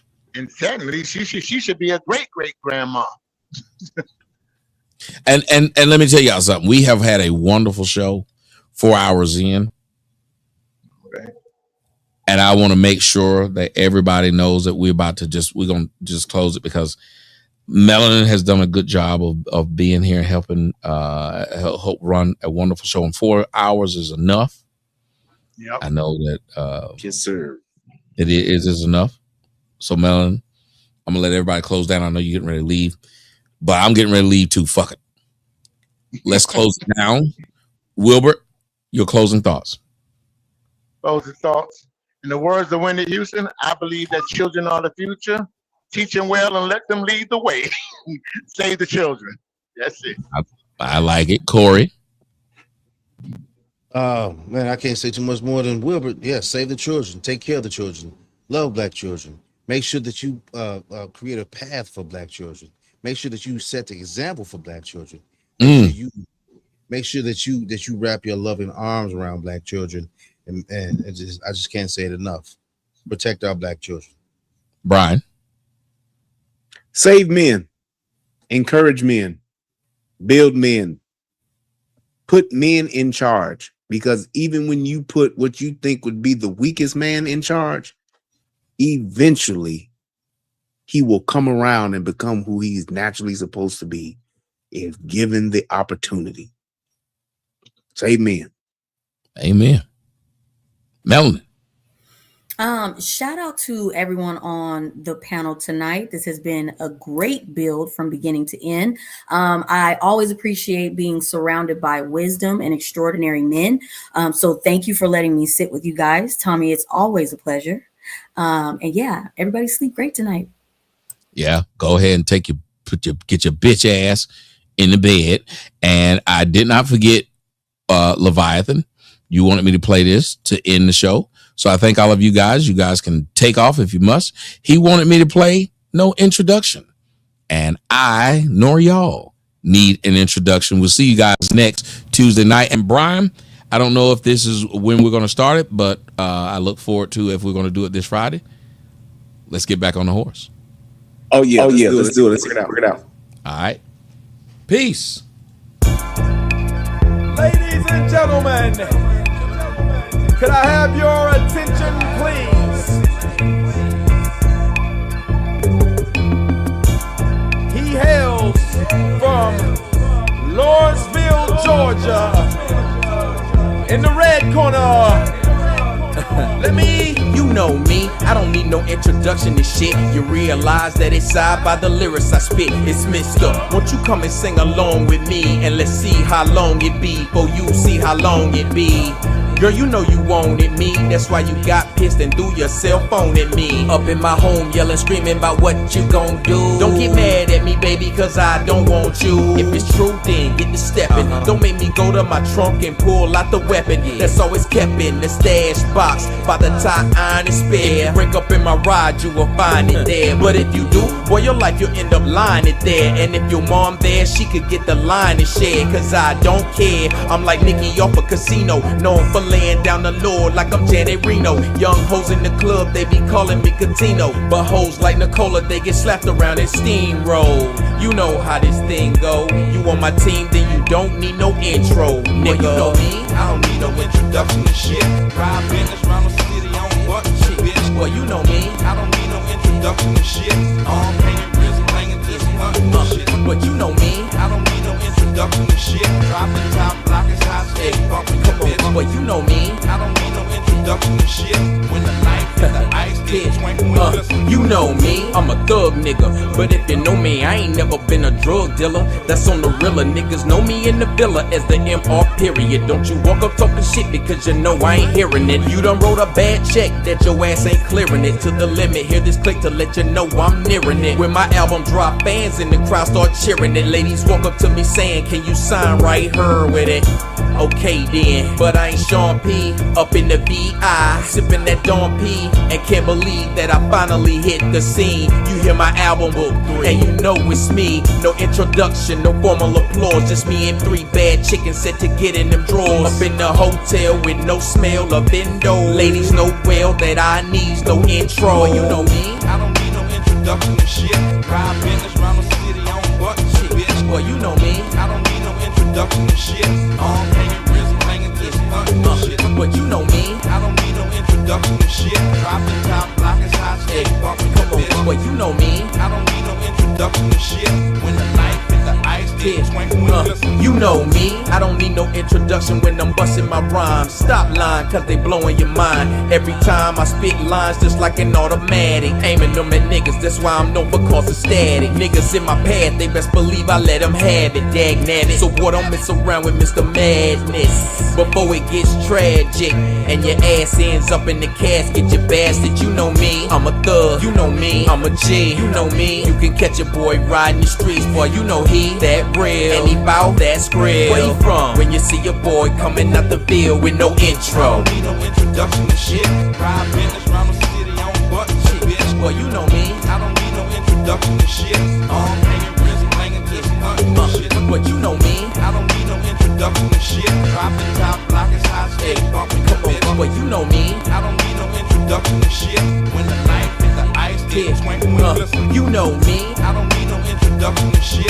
Ride business round the city on butt shit, bitch. Boy, you know me. I don't need no introduction to shit. Hanging wrist, banging this shit. But you know me. I don't need no introduction to shit. Dropping top, block is hot, stay bumping the bitch. Boy, you know me. I don't need no introduction to shit.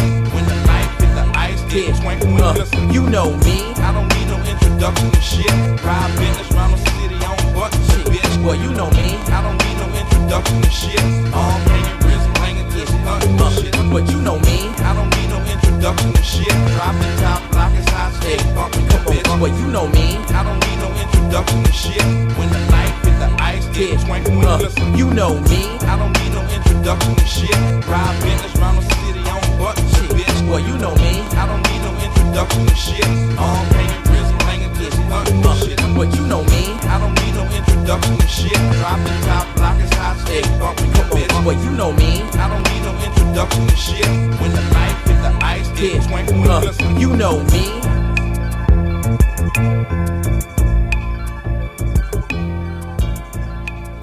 Good night, everyone.